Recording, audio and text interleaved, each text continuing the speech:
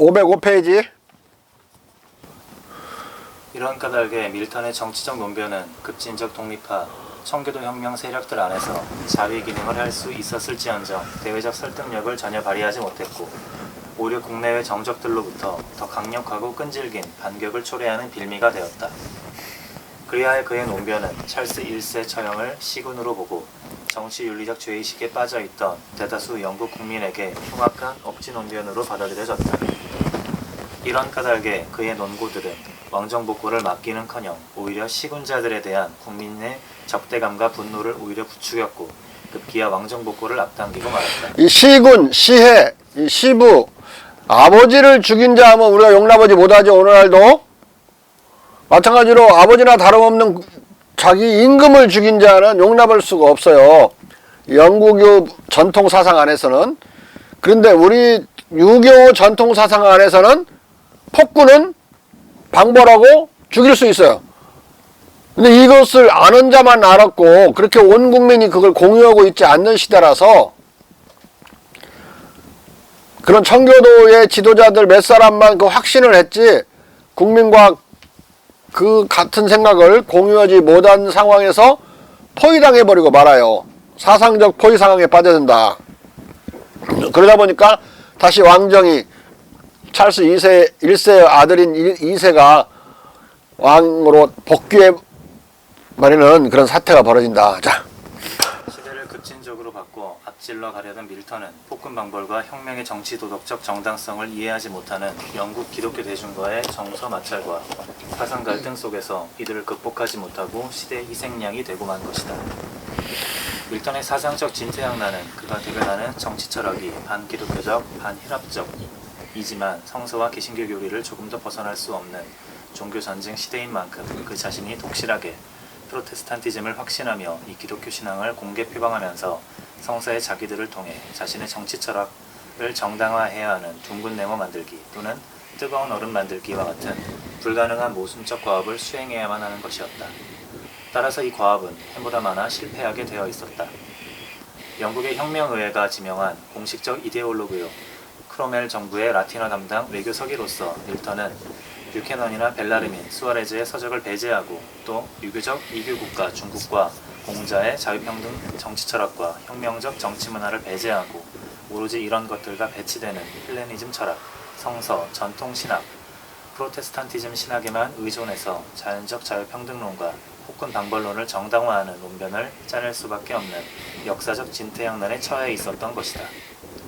뷰캐넌의 정치사상은 16세기 말 의회에 의해 이단으로 단죄되었고 벨라르민, 수아레즈의 정치철학은 영국에서 위험한 가톨릭 신화로 찍혀 경멸적으로 배격되고 있었던 한편 또 유교국가 중국의 자유평등 정치철학과 반정, 혁명의 정치문화는 당시 영국적 정치지형의 기독교적 교리투쟁에서 철학적 자살을 자초하지 않으려면 결코 인용해서는 아니 되는 이교문화였기 때문이다.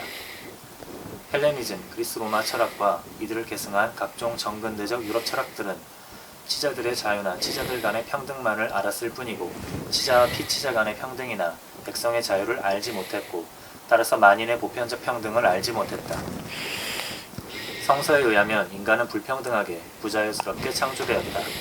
그리고 헬레니즘 철학에 의하면 주인은 본성상 주인이고 따라서 주인으로 태어나는 반면 노예는 본성상 노예이고 노예로 태어난다. 따라서 성서와 그리스 철학은 백성이 주도하는 반정이나 혁명을 원천적, 일반적으로, 따라서 공식적으로 용인하지 않았다. 이런 엄혹한 헬레니즘 철학과 기독교 질서 속에서 서구 사회의 신분위기는 영구불변의 신정 질서나 영원한 본성 질서로 믿어졌다. 한마디로 극동문화를 접하기 전에 서양 철학자들과 신학자들은 인간과 백성의 태생적 자유와 평등을 알지 못했다.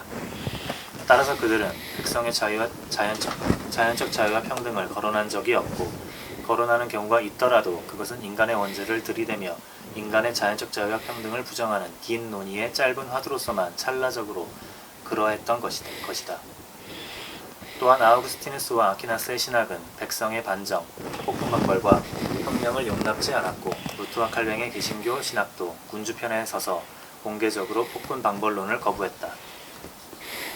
그러나 국왕의 국교회와 청고도 간의 전쟁으로 조성된 치열한 교리적 전통성 다툼 속에서 밀턴은 왕당파들과 국교회 측에 의해 이단으로 몰릴 위험 때문에 중국의 선진적 국가제도나 뷰캐넌 벨라르민 수아레즈의 혁신적 정치 신학을 인용하지 못하고 오로지 성서와 그리스 철학 그리고 그리스 로마사만을 동원해 인간과 백성의 창세기적, 태생적 자유와 평등 및 국왕의 방벌과 처형을 정당화해야 했다.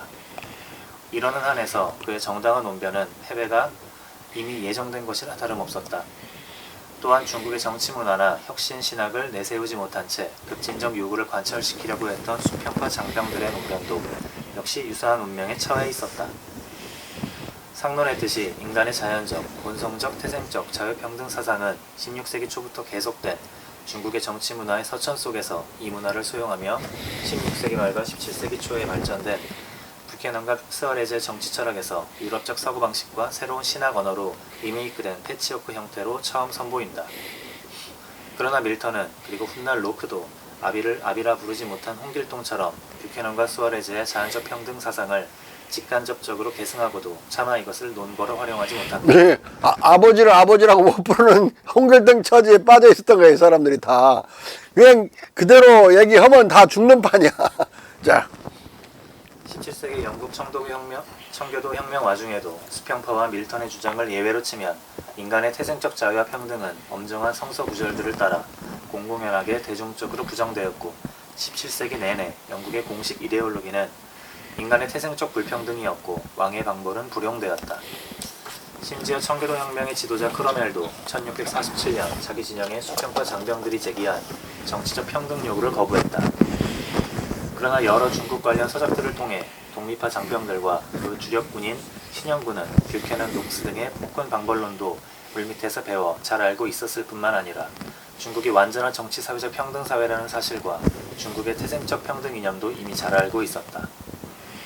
중국의 자유평등 사회에 대한 이런 일반적 정보 지식을 배경으로 수평파 장병들은 백성의 자유와 평등을 요구하고 이 요구를 문서화했다. 하지만 크로멜을 비롯한 청교도 혁명 정부의 지도부는 진정으로 혁명적인 이 요구를 묵살해버린다. 이 문서화했다는 거, 이 문서 이름이 인민협정이죠. People's Agreement. 거기서 4대 선거 원칙, 그 보통 선거, 또 비밀 선거 이런 것들을 요구해요. 근데 묵살당해버려요. 니들처럼 뜨내기들의 나라가 아니라 영국은 땅 한떡이라도 땅이 있는 사람들의 나라라는 것을 이 크루멜이 정확히 해요. 너희들 총만 들고 싸우는 것이 너희들은 그냥 그야말로 허세비지. 우리 귀족들, 그 크루멜부터 다 귀족들이었거든요. 이 장병들은 귀족이 아니었어요. 이제 그들의 생명을 이용해 가지고 자기들의 종교적인 논리를 추구했을 뿐이지 귀족들이. 그러니까 크루멜의 공화국도 민주공화국이 아니라 귀족공화국이었다. 귀족들만 투표권을 가졌어요. 이들이 요구한 보통선거, 모든 사람들이 선거권을 갖거나 피선거권을 갖는 그런 나라가 아니었다. 자. 중국이 봉건적 세습기적 없는 평등 사회이자 종교적 관용사회라는 사실은 16세기 중반부터 17세기 말과 18세기 초반의 로크 시대까지 150년간 줄곧 출판된 여러 중국 관련 서적들을 통해 널리 유포되어 이미 16세기 말과 17세기 초반에도 진부한 사실이 되어 있었다. 그 대표적 서적들은 상론의 뜻이, 핀토의 중국서안, 바루시의 아시아의 시대, 바레토의 중국보고서, 프루투칼 무명시의 중국기, 페레이라의 중국보고, 프루트의 중국풍물론, 에스칼란테의 중국론, 바레토의 중국보고, 멘도자의 중국제국의 역사, 발리니아노 산데의 로마 교황청 방문 일본 사절단, 세뮤얼 퍼체스의 퍼체스 그의 순례여행, 마테오 리치 트리고의 중국인들 사이에서 기독교 포교, 버튼의 우울증 해부, 세메도의 중국 제국기 등의 유명한 저서들이었다. 이 서적들은 전국 내전의 의회파 장병들 사이에서도 잘 알려져 있었다.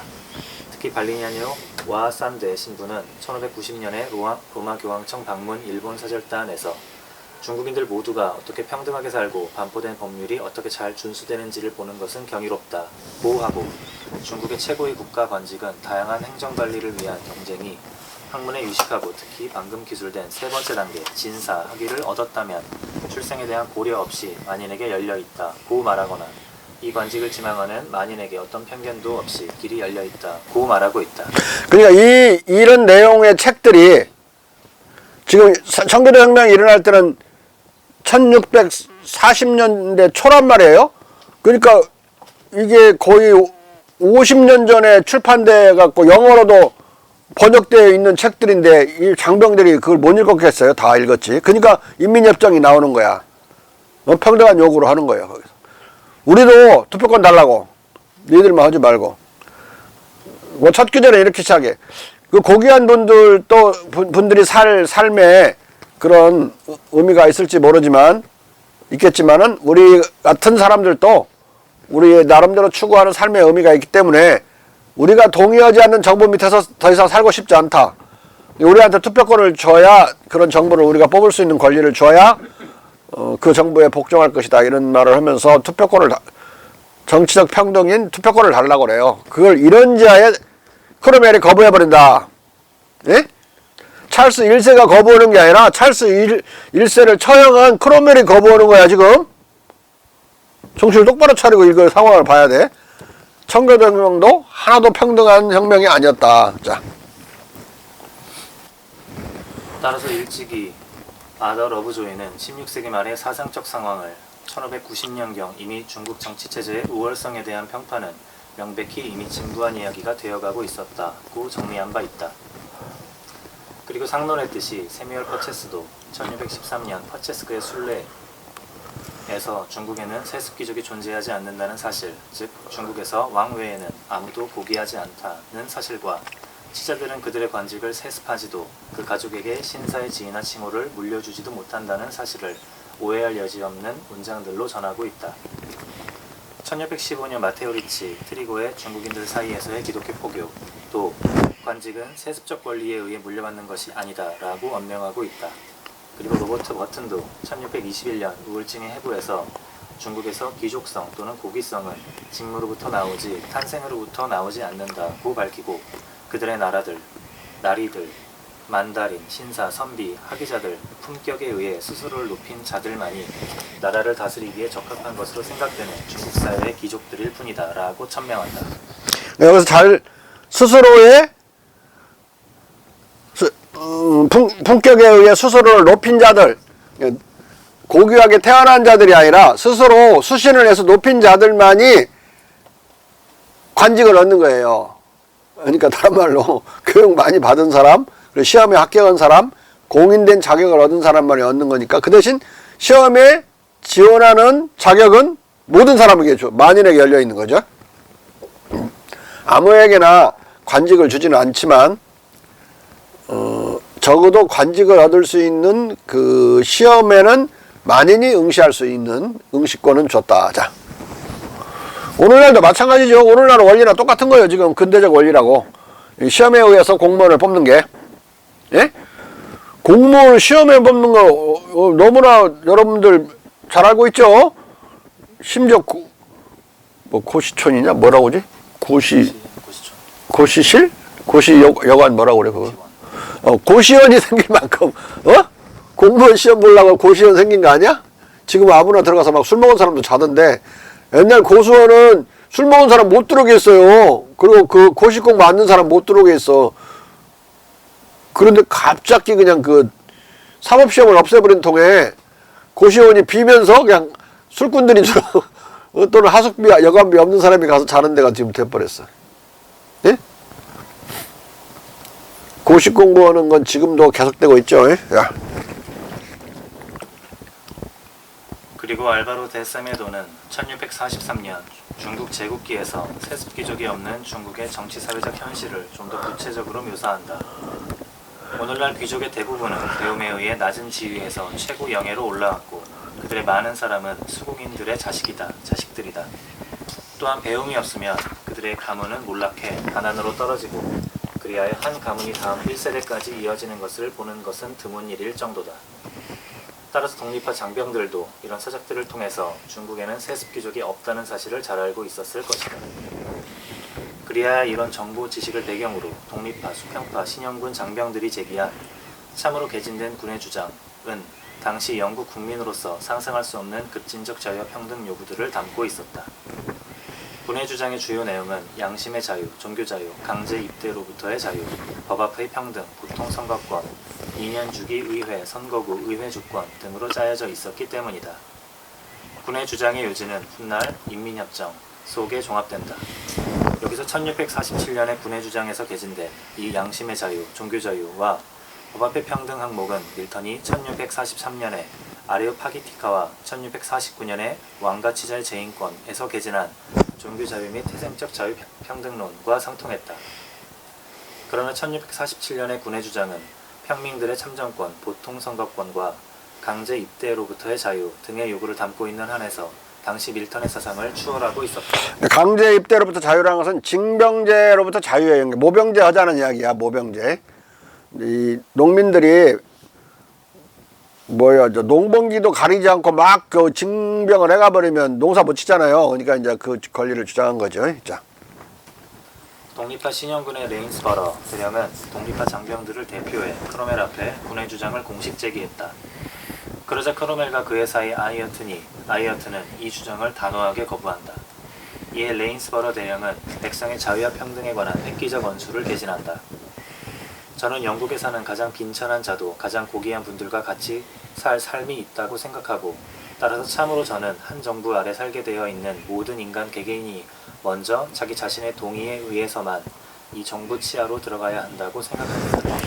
그러니까 우리가 동의하지 않는 귀족들만 투표해서 건설된 그 정부 밑에서 살기 싫다 이 말이에요. 그러니까 그런 사태를 만나지 않으려면 우리한테 선거권을 너희들과 똑같이 행사할 수 있도록 달라. 그 말이 이어지는 말이야. 뒤로 말로는. 자. 당시에, 아니 심지어 18세기 초까지도 영국 정치인들은 왕에 대한 귀족들의 자유와 신분 세습권이 게르만 숲으로부터 유래했다는 비과학적 신화를 되풀이하고 있었다. 이런 까닭에 레인스버러 대령의 이 요구는 영국 역사에서 전대미문의 요구가 아닐 수 없었다. 따라서 아이어트는 이 자유평등 요구를 무정부 상태의 요구로 느끼고 신영군의 지도부를 대표해 이렇게 일갈했다. 왕국의 고정된 항구적 이익을 가지지 않은 사람들, 귀족과 지주가 아닌 사람들은 누구도 왕국의 국사를 처리할 권익이나 참정권을 가질 수 없다. 이게 뭔 땅떼기라도 있어야 그자가 항구적인 이해관계가 있어 나라를 걱정하는 것이 진실되지. 뜨내기들, 너희들 같은 뜨내기들이 무슨 나라를 걱정한다고 그러느냐. 무슨 재산이 조금이라도 있어야지. 그렇게 무시해버린 거예요 지금. 실은 말은 이렇게 했지만 속으로는 내가 한 말을 했다고 지금 그대로. 자. 아이어트는 청교도 국가도 어디까지나 귀족들의 신분제 국가임을 분명히 못 박는 이 선언적 논변으로 레인스버러의 주장을 깔아뭉개고 진실로 개진된 군의 주장을 이론지하에 기각해버렸다. 이처럼 청교도 혁명 당시 혁명 지도자들을 포함한 영국 지도층은 중국의 신사들보다 정치사회적으로 나쁘했고, 진실로 개진된 군의 주장과 인민협정을 설파한 영국 수평파는 명말 중국의 수평파보다 정치적으로 취약했던 것이다. 1630년에서 40년대 중국의 노비반란군은 스스로 수평왕들이라는 칭호를 달고 그들이 주인과 노비, 칭호가 있는 자와 평민, 부자와 빈자의 차이를 수평화한다고 선언하고 명말 청초 중국을 실제로 노비 없는 완전한 평등 사회로 만들었다. 자, 이 수평왕이라고 하는 것은 한 150년 전에 이제 명나라에서 수평왕이 나타나가지고 모든 사람을 유사노비가 엄청 많았거든요. 평등화하겠다고 수평화하겠다고 나타난 사람들이에요. 이상하게 이 이름이 수평왕이라는 이 이름은 나중에 계속 반복해서 모든 노비 반란을 하는 사람들이 이제 이 명칭을 쓰거든요. 근데 내 놀라운 점은 영어로 수평파가 레블러스인데 그 수평하게 만들겠다고? 똑같이 중국말로도 수평왕이에요. 근데 영국에서 수평파는 실패했어. 크로멜한테 깔려갖고. 근데 이 수평왕은 결국은 노비 혁명 반란에 성공해서 1644년에 명나라를 멸망시키죠. 명나라를 멸망시키고 새로운 제국을 선언한다. 그 선언, 이자상에 의해서 선언된 그 제국이 뭔가 이름이 한인가 뭔가 그랬는데 하루 만에 망해버려요. 청나라가 만주 세력이 밀고 들어와가지고 하루 만에 그 나라를 멸망시키고 청나라가 들어서게 되죠. 청나라는 어떤 선택 앞에 놓였느냐. 노비가 혁명을 할 때 그 혁명적 구호를 헌법화해야 될지, 명나라가 했던 그 노비제, 유사노비제를 그대로 헌법화해야 될지, 그 두 개의 길에서 선택의 앞에 놓이게 돼요. 근데 명나라는 노비제를 유지하다가 귀족제도는 없었는데 명나라는 노비제도는 있었거든요. 노비제도를 유지하다가 망해버렸잖아요. 가는 길을 그대로 가면 안 되니까 그 노비반란군이 주장한 그 내용을 법제화해요. 그러니까 만주군이 들어와서 만주 청나라가 들어와서 중국을 그냥 점령해가지고 그 이전처럼 명나라처럼 지배했으면 그거 40년도 못 가. 그런데 청나라가 청조가 들어선다는 사실이 60에서 70%를 차지하는 백성의 노비들을 해방시켜버린 해방의 효과가 있었던 거야. 청조의 등장은 중국 인민의 대다수를 해방시켰다. 그 해방시킨 걸로 260년 정도 해먹는 거예요. 이민족이 들어와서. 이민족을 왜 청나라가 감당할까? 좀 이상하죠? 이거 중국 사람들이 실은 그 해방의 효과, 에만시파토리한 그런 이펙트가 있었기 때문에 그 요새 지배를 환영하거나 감당했던 거야. 견뎌냈던 거라고. 예? 그 시대에는 뭐 그런 한족이 일어나라 나중에 저 손문이 유친 것처럼 청나라를 타도하자 멸청흥안이라고 그랬죠. 그런 거 먹히지가 않아. 청나라가 해방시켜주는데 왜 청나라를 타도해? 응? 그건 진짜 200년이 지난 뒤에 이제 손문이 주장한 거고, 그것도 이제 구실도 아니죠. 뭐 청나라가 남아있지도 않고, 청나라 놈들이 다 만주어도 다 잊어버려 버려가지고 중국어 써서 중국놈 돼버렸는데 무슨 멸청흥안이야. 그냥 구호가 그랬던 거야. 응? 지금 만주족이 지금 남아있나? 만주족은 약 800만 정도 남아있다. 근데 언어를 거의 다 자기를 만주족으로 아이덴티파이 하는 사람이 800에 1000만 정도 남아있어요. 그런데 언어를 다 잊어버렸어요. 그래서 만주어를 하고 있는 사람이 북쪽 지방 몇 개 면에 기십만 정도 남아있어요. 기십만. 그리고 만주어의 순수 만주어는 아닌데 일부 그 90% 80% 정도 그걸 만주어를 쓰는 사람, 그들이 원래 만주족은 아닌데 만주족이 그 용병으로 데리고 있었던 거란 사람들이에요. 에? 만주족은 여진 사람들이잖아요. 거란 사람들이 용병으로 있었는데 그 서역에다가 강희제가 서역을 개척하거나 오랑캐를 정복하라고 또는 막아내라고 이 거란족 병사들을 보냈는데 이들이 이제 여기서 먹고 살라니까 그 이전에 만주어를 배워놨었거든요. 거꾸로 이들은 거란어를 잊어버려버리고 만주어를 80-90% 그러니까 거란어도 좀 섞여가지고 순수 만주어는 아닌 그 언어를 쓰는 한 80만 정도가 서역에, 중국 서역에 남아있어요. 순수 만주어는 이제 한 기십만 정도, 20-30만 정도 북경 위쪽에 남아있고. 그리고는 이제 표준 만주어는 어디서 들을 수 있느냐? 최종병기 활에서 들을 수 있어. 그 사람들 만주어 연구소 있죠? 거기서 진짜로 연습했어요. 만주어로 연습해가지고 그 원어로 청나라 그 원놈들 있지? 그 놈들 서로 주고받는 말을 그대로 해요. 표준말이지, 근데 표준말. 표준 만주어. 만주어가 나오는 극동에서 최초의 영화야. 놀랍죠? 중국의 명실상부한 평등사회는 1681년 강희제의 법적 확인 조치, 1720년 옹정제의 해방령, 1750년 걸륭제의 법률 정비 등을 통해 법제적으로도 공고하게 확립되었다. 그러나 영국 수평파가 제기한 대등한 참정 요구는 19세기 중반에 가서야 차티스트 운동에 의해 다시 제기되었고, 방한칸 이상을 가진 26세 이상의 성인 남성에게 참정권을 제한한 이 참정권, 선거권, 피서권권 또 19세기 후반에야 겨우 실현되었다. 그러나 수평파, 독립파, 청교도 장병들은 백성의 자유평등권과 종교적 관용이 인정되어도 무정부 상태가 초래되기는커녕 오히려 더욱더 번영하는 평등사회가 극동에 분명히 존재한다는 사실을 퍼체스, 마테오리치, 버튼, 세메도 등의 서적들을 통해 그저도 30여 년 이래 이미 확실하게 알고 있었다.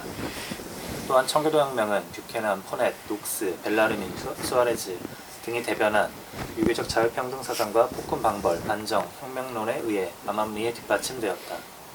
청교도혁명의 공식적 대표 이데올로그였던 존 밀턴의 논고에서도 녹스, 뷰캐넌, 벨라르민, 수아레즈 등의 논리는 여러 가지로 변형되어 줄곧 동원된다. 그런데 단 한 번도 이들의 이름을 거론치 않아요. 벨라르민만 한번 역사의 맥락에서만 거론되고 이런 사상적인 맥락에서는 거론되지 않아요. 이걸 거론하자마자 이단으로 몰릴 것이 뻔하기 때문에 거론하지 않고 내용만 따다가 표절해서 계속 쓰는 거야. 자.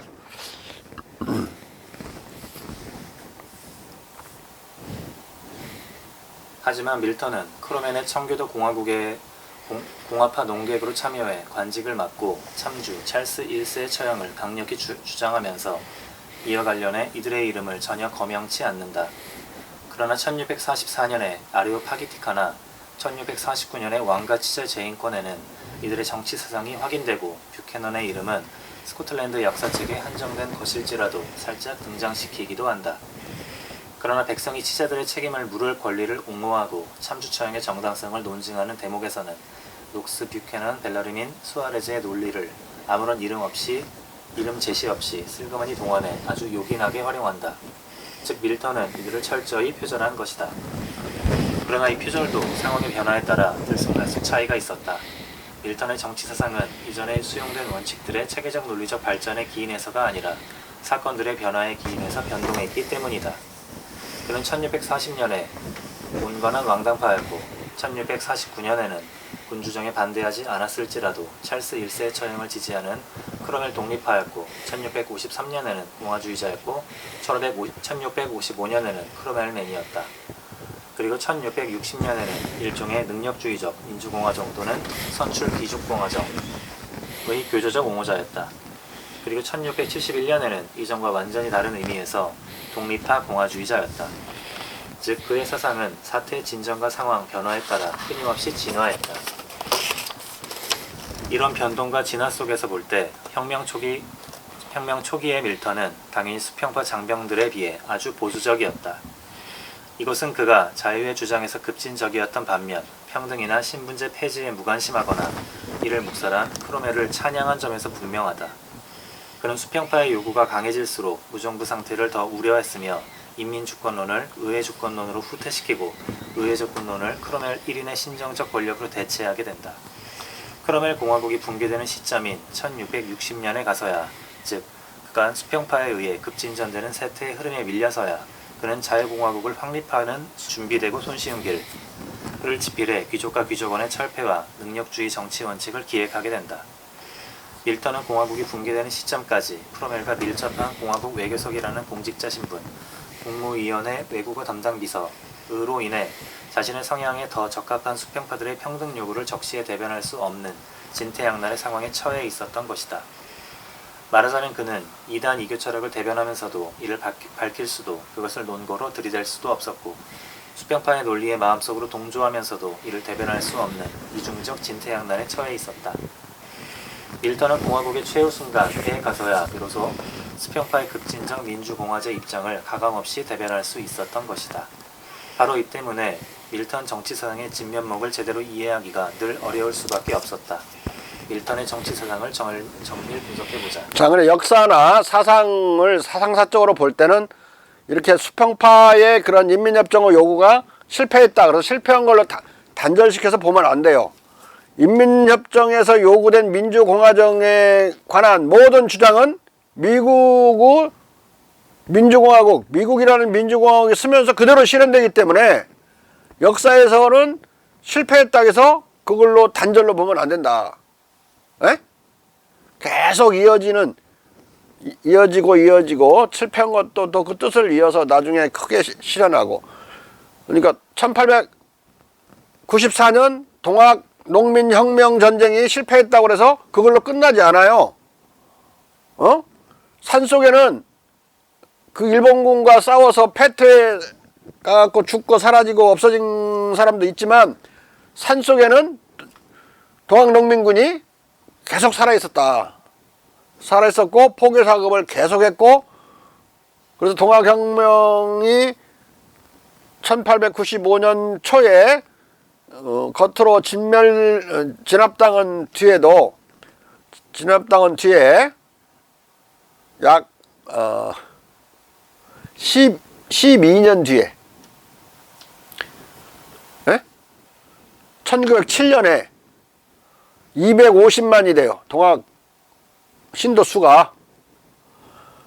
60만이었을 때 동학혁명을 일으켰는데 30만이 도륙당해버려요. 그러면 30만은 어디 있었겠어? 살아남은 잔존 세력은 대부분 산간벽지에 숨어서 여전히 칼을 갈고 죽창을 더 예리하게 깎고 있었다. 그래서 1907년에 250만이 되면서 그 정도 합법화를 하는 거야. 동학을 합법화 시켜요, 그때. 그러고 나서 급속히 늘어나 600만으로. 그 600만이었을 때 3.1운동이 일어나는 거예요. 동학이 없었으면 3.1운동은 불가능하고, 그런 전국적인 운동이 불가능하고, 동시에 3월 1일 날 정오에 대한독립만세라는 구호통일도 이루어질 수 없는 거죠. 물론 그 3.1운동에 가담한 사람이 다 동학교도라는 소리는 아니에요. 왜냐하면 10만 명 정도의 기독교인도 있었으니까. 근데 10만 명하고 600만 명하고 그게 뭐 비교가 돼? 규모가.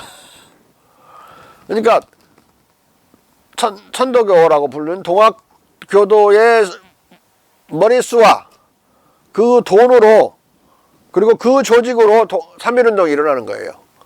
그러니까 조직과 돈과 그 인원을 다 동학에서 동원하고 된 거야. 그러니까 동학을 빼고는 1860년대부터 상해 임시정부까지는 이해를 할 수가 없는 거예요. 상해 임시정부는 3.1운동 결과로 만들어지는 거죠. 그 열기 속에서. 그러니까 동학은 대한민국을 만들고 인기를 잃고 사라졌어. 그런데 그 상징적인 인물이 누구야? 김구 선생이야. 김구 선생은 동학교도고 봉기를 해서 실패한 접주였잖아요. 동학 접주. 그러니까 동학 접주가 상해 임시정부 그 지도자가 된 거예요. 여기 이제 역사가 이해가 돼요? 1894년에 동학이 진압당하고 끝난 게 아니라고. 여기서 지금 수평파가 진압당하고 끝나지 않고 미국이라는 어마어마하게 큰 나라로 부활해버리는 거예요. 마찬가지로 1894년에 진압당했던 동학은 그걸로 끝나지 않고 대한민국으로 부활해버린 거죠. 대한민국으로 부활했으니까 동학이 없어져서 그렇게 된 거예요. 대부분 탄생하는 때가 죽는 때죠. 사람 철들면 죽는 때야. 대체로 한 70대면 철들거든요. 그럼 좀 있으면 죽어. 여기 아까 복락원 쓰고 3년 있다 죽어버렸잖아. 그렇게 헤매다가 살신성인 딱 이해하고 나서 복락원 썼다. 안 쓰려고 그래서 복락원은 신락원으로 끝이야. 원래 계획이.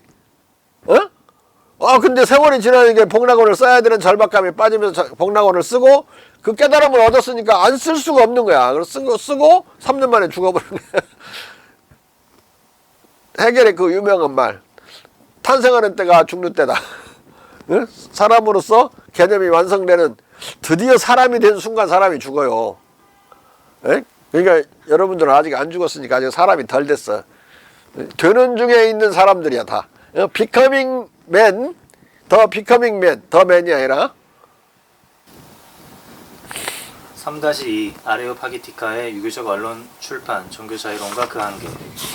서구에서 최초로 언론 출판 종교 자유를 주창한 밀턴의 아레오파기티카, 허가받지 않은 인쇄의 자유를 위한 연설. 의 제목은 고대 그리스의 연설가 이소크라테스가 기원전 4세기에 썼다는 연설문 아레오파기티코스에서 따온 것이다. 아레오파고스는 아테네의 전설적 재판정이 있던 언덕의 이름이고, 이소크라테스는 이 재판정의 부활을 원해서 이것을 연설 제목으로 사용했다고 한다. 당시 장로교파에 의해 장악된 영국 의회는 찰스 1세의 출판 검열법을 더 강화한 인사규제법을 1643년 인쇄규제법. 인쇄규제법을 1643년부터 제정 시행하고 있었다. 밀턴은 서책, 책자, 이게 인쇄규제법이 뭐냐면 인쇄를 하려면 허가를 얻어야 돼. 그러니까 그 원고를 정부 관리에 의해서 허가를 받아갖고 인쇄해도 된다는 허가증을 얻어야 인쇄가 진행됐어요. 지금 옛날에 우리가 아무리 어머니 때도 인쇄해놓은 것을 판금시켰지 인쇄 자체를 못하게 막지는 않았었거든. 이거 엄청나게 엄한 거지. 아예 그냥 그 인쇄 자체가 프린트가 안 되게 만드는 거니까. 자. 밀턴은 서책, 책자, 홍보물 등을 인쇄 출판하기 전에 정부가 승인한 인쇄 허가증의 제출을 저자에게 요구하는 이 인쇄규제법의 철폐를 위해 이 팸플렛을 써서 의원들에게 배포했다. 그는 이 팸플렛에서 장로교파 의원들을 설득하기 위해 성서 구절과 그리스 로마 고전들을 많이 인용하고 있다. 그러나 성서와 고전에서 동원된 구절들은 모조리 원시적이고 추상적인 말의 자유에 지나지 않는 것뿐이고 인쇄 출판, 종교의 자유나 간쟁의 자유와 의무와 관련된 구절들은 전혀 없다. 그가 가령 아레오파기티카의 서두에 내건 에우리피데스의 탄원자에서 인용한 구절부터가 서책 책자의 인쇄 출판의 자유나 치자와 권력자에 맞서는 간쟁의 자유와 무관한 말의 자유만을 말하고 있다. 자유롭게 태어난 인간들이 공중에게 조언을 해야 해서 자유롭게 말해도 될 때 이것이 참된 자유다. 자유롭게 말하는 것을 할 수 있고자 하는 사람은 큰 칭찬을 받을 만하고 할 수도 없고 하려고도 하지 않는 사람들은 자신의 평화를 유지해도 된다. 한 나라 안에서 무엇이 이보다 더 정의로울 수 있겠는가? 이 글귀도 이와 같이 인쇄 출판, 종교의 자유나 치자에 대한 간쟁의 자유 의무와 전혀 관계없는 구절인 것이다. 말을 서서 말할 수 있는 자유, 육성으로 그 자유만 말하고 있지 인쇄 출판의 자유가 없어요. 우리 지금 문제가 되는 건 늘 언론의 자유인데 그건 프레스, 더 프리덤 오브 프레스죠. 영어로는 더 프리덤 오브 프레스를 우리가 언론의 자유로 번역할 뿐이지 실은 언론 출판의 자유예요. 출판의 자유. 자.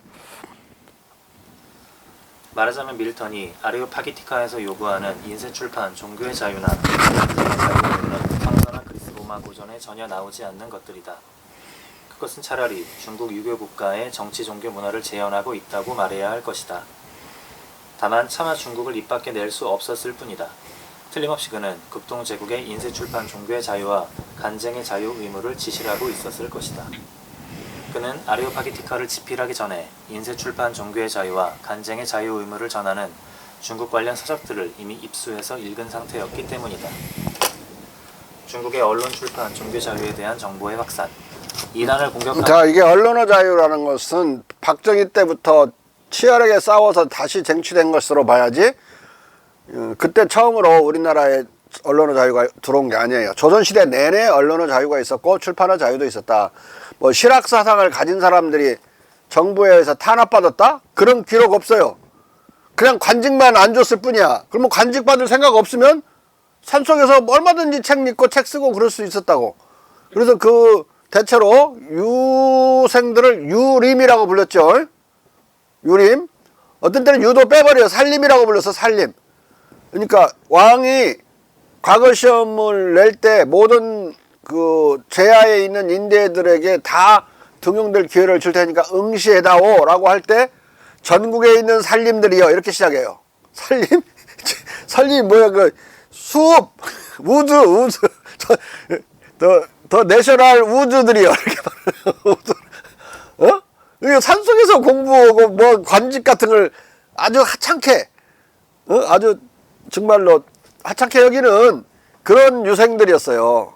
그러니까 왕이 과거 시험에 응시해달라고 부탁해야 되는 그런 존재들이었어. 그러니까 관직에 갈 생각 없으면 마음대로 글 쓸 수 있었어요. 근데 관직이 성리학을 대변하고 있는데 성리학을 비판하는 글을 막 썼다?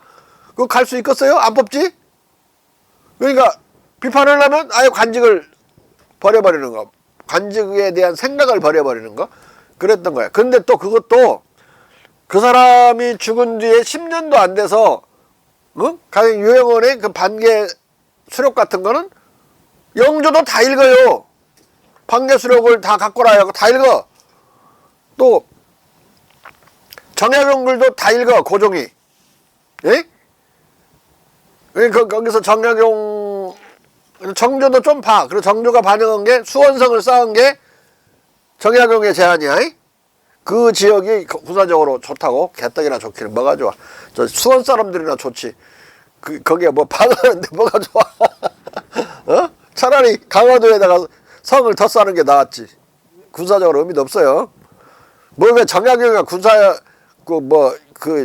알았겠어. 용병술에 대해서. 정조는 뭐 알았겠고. 정조가 알았으면은 그따위 식으로 하지 않죠. 자기 방어하려고 장용군대인가 뭐 그런 거나 하나 만들어요. 그 청와대 경호실만 강화시킨 거야. 예? 장용영. 근데 그때 그 사람이 낸 게 뭐냐면 무도 보통지라고 그래가지고 임진왜란 때 우리나라 전통적인 무예와 임진왜란 때 일본에서 들어온 무예 중에 괜찮은 것, 명나라에서 들어온 무예 괜찮은 것을 모아서 만든 게 무예도 보통제. 그 돈은 그림으로 그렸다는 얘기. 이렇게 사람들 이렇게 하는 것까지. 칼도 그렸고. 그런 거 할 때냐고 그때가. 아니 이순신 장군처럼 철갑선을 연구하든지 고려 최무선이나 세종대왕처럼 그런 화포나 신기전을 연구하든지. 신기전은 최초의 미사일이야. 그런 거에서 신식 무기를 만들어 갖고 외적을 막아내려고 그래야지. 그 칼싸움 연습만 시키고 있어. 그것이 고종 초기까지 그대로 필드 매뉴얼로 FM으로 있어요. 그때 폐지돼. 고종이 군사 개혁한다고 할 때 1894년에 4~5년에 폐지돼요. 그때까지 계속 그 칼싸움만 하고 있었으니 함선이 들어와서 함포 사격하는 걸 막아낼 수 있었겠어요? 이게 신식 무기를 개발하고 신식 무기에 입각한 새로운 전략 전술을 개발해야 될 때 그 풍요로운 영종로 때는 다시 우리가 중흥기니까 물자로는 대단히 풍요로운 때거든요. 그 풍요로운 때 그 30년을 20년을 그 정조가 허송해버려요. 뭐 천재군주는 개떡이나 천재군주. 내가 하나도 보니까 천재군주 나 바보 같던데. 진보적인 생각은 있었어도 안보에 관한 관념이 없었어요. 뭘 또 하나 보면 아냐면 그런 거 무예 도통지만이 아니라 일본 놈들이 1790년에 갑자기 역지빙례를 요구해요. 원래 조선통신사가 가면은 중요한 이제 문화를 씨를 뿌려주고 이제 오고 뭐 그런 게 벌써 150년 이상 됐는데 여러분들이 오지 말라고 그러는 거야. 이제 어디까지만 오느냐? 대마도까지만 오시오. 역지. 애도에서 하지 말고 땅을 바꿔서 대마도에서 하자. 거기서 빙례를 하자. 이게 역지 빙례야. 그게 날라들었네. 예조에서 딱 보고 예에 맞지 않는다. 빠꾸시켜요. 또 다음에 또 와. 역지 빙례 공안이. 그러면 또 예에 맞지 않는다. 빠꾸시켜. 그러기를 10년을 해요. 10년 하다가 정조가 죽어버려. 왜 얘네들이 그 요구를 하는지를 몰라요. 그게 영리한 군주야? 왜 일본 놈들이 그 요구를 했냐면 이미 배떼아지가 말하자면 불러가지고 일본 놈이 발달해서 서양에 오고 교류를 무역을 계속해가지고 부자가 됐어요. 이 새끼들이. 그리고 인쇄술도 높이 발전했고 속도가 우리보다 한 10배 빠른 그런 인쇄 문화를 가지고 있었고 그게 이제 우리나라가 필요가 없었던 거야.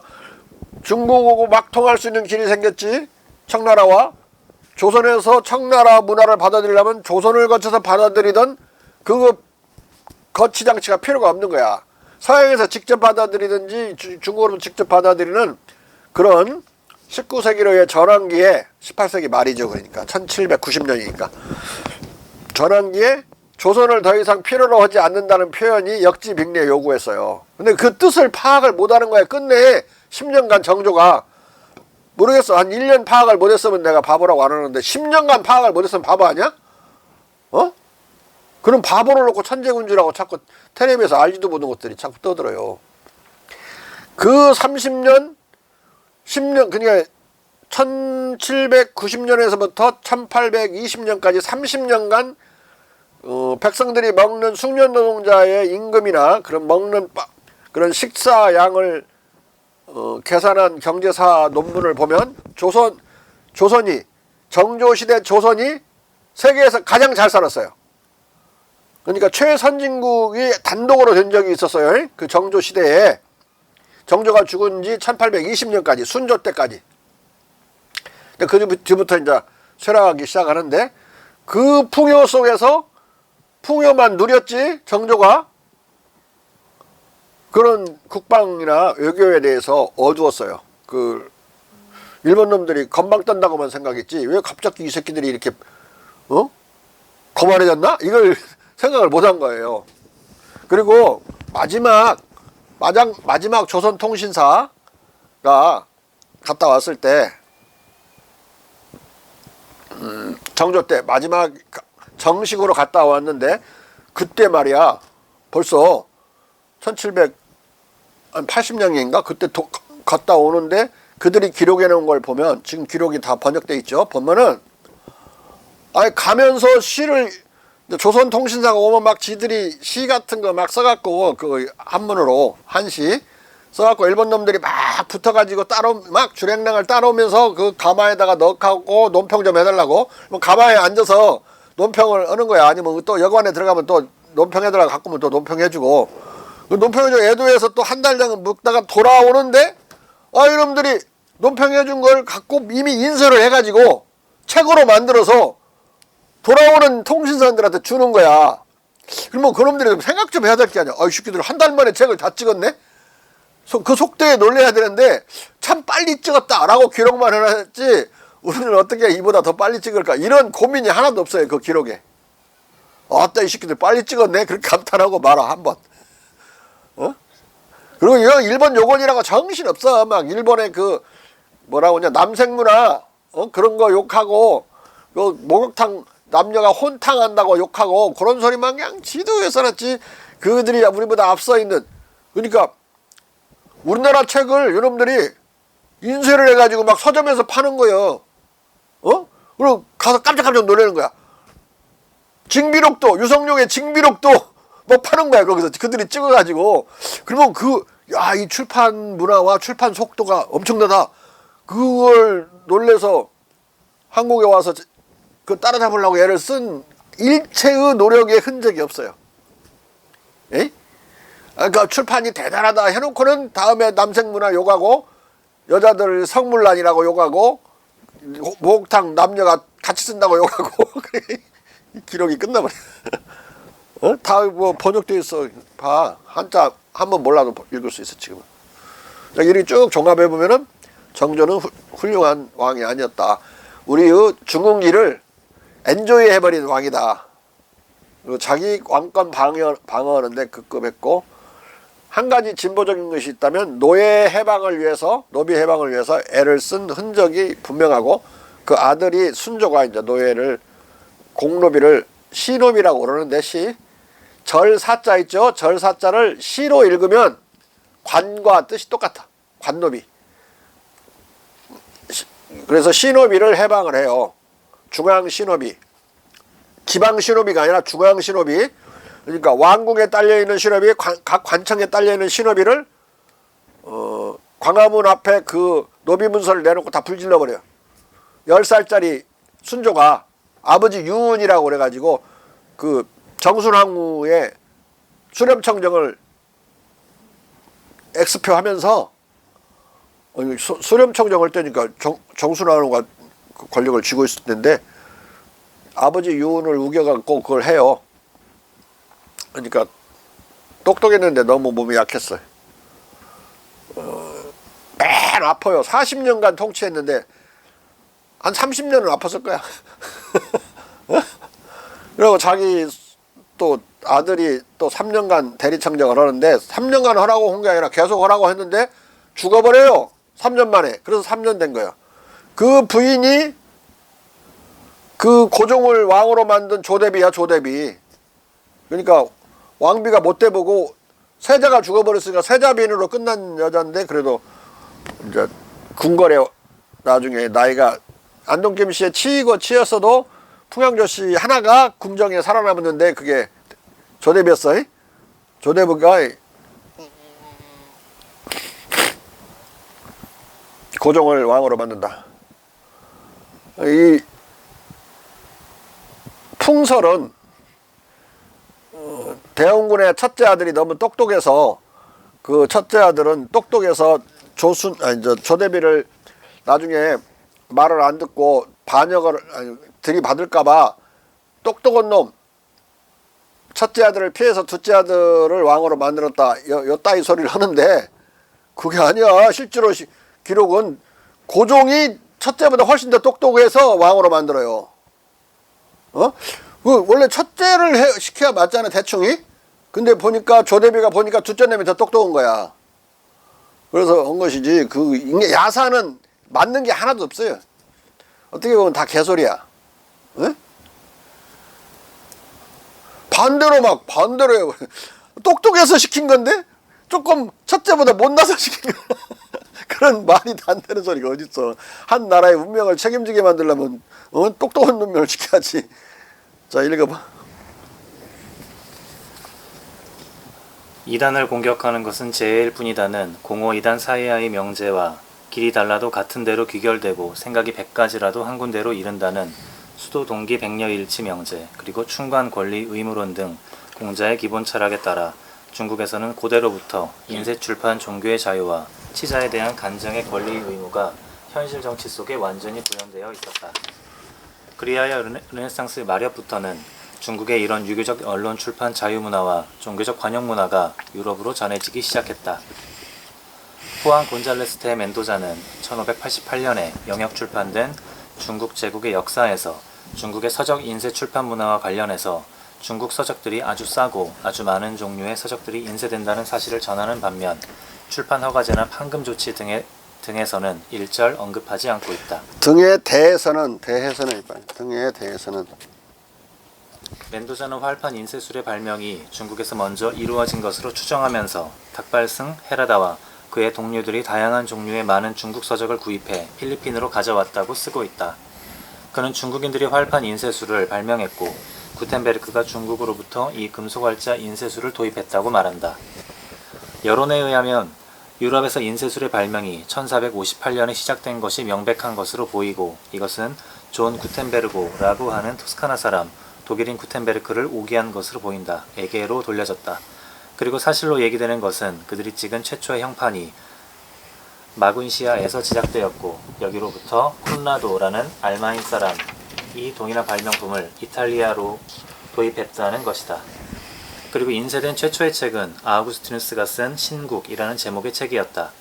이에 대해서는 많은 학자들이 동의한다. 그러나 중국인들은 인쇄술의 최초 시작이 그들의 나라에서 있었고 발명가는 그들이 성인으로 존경하는 사람이라고 주장한다.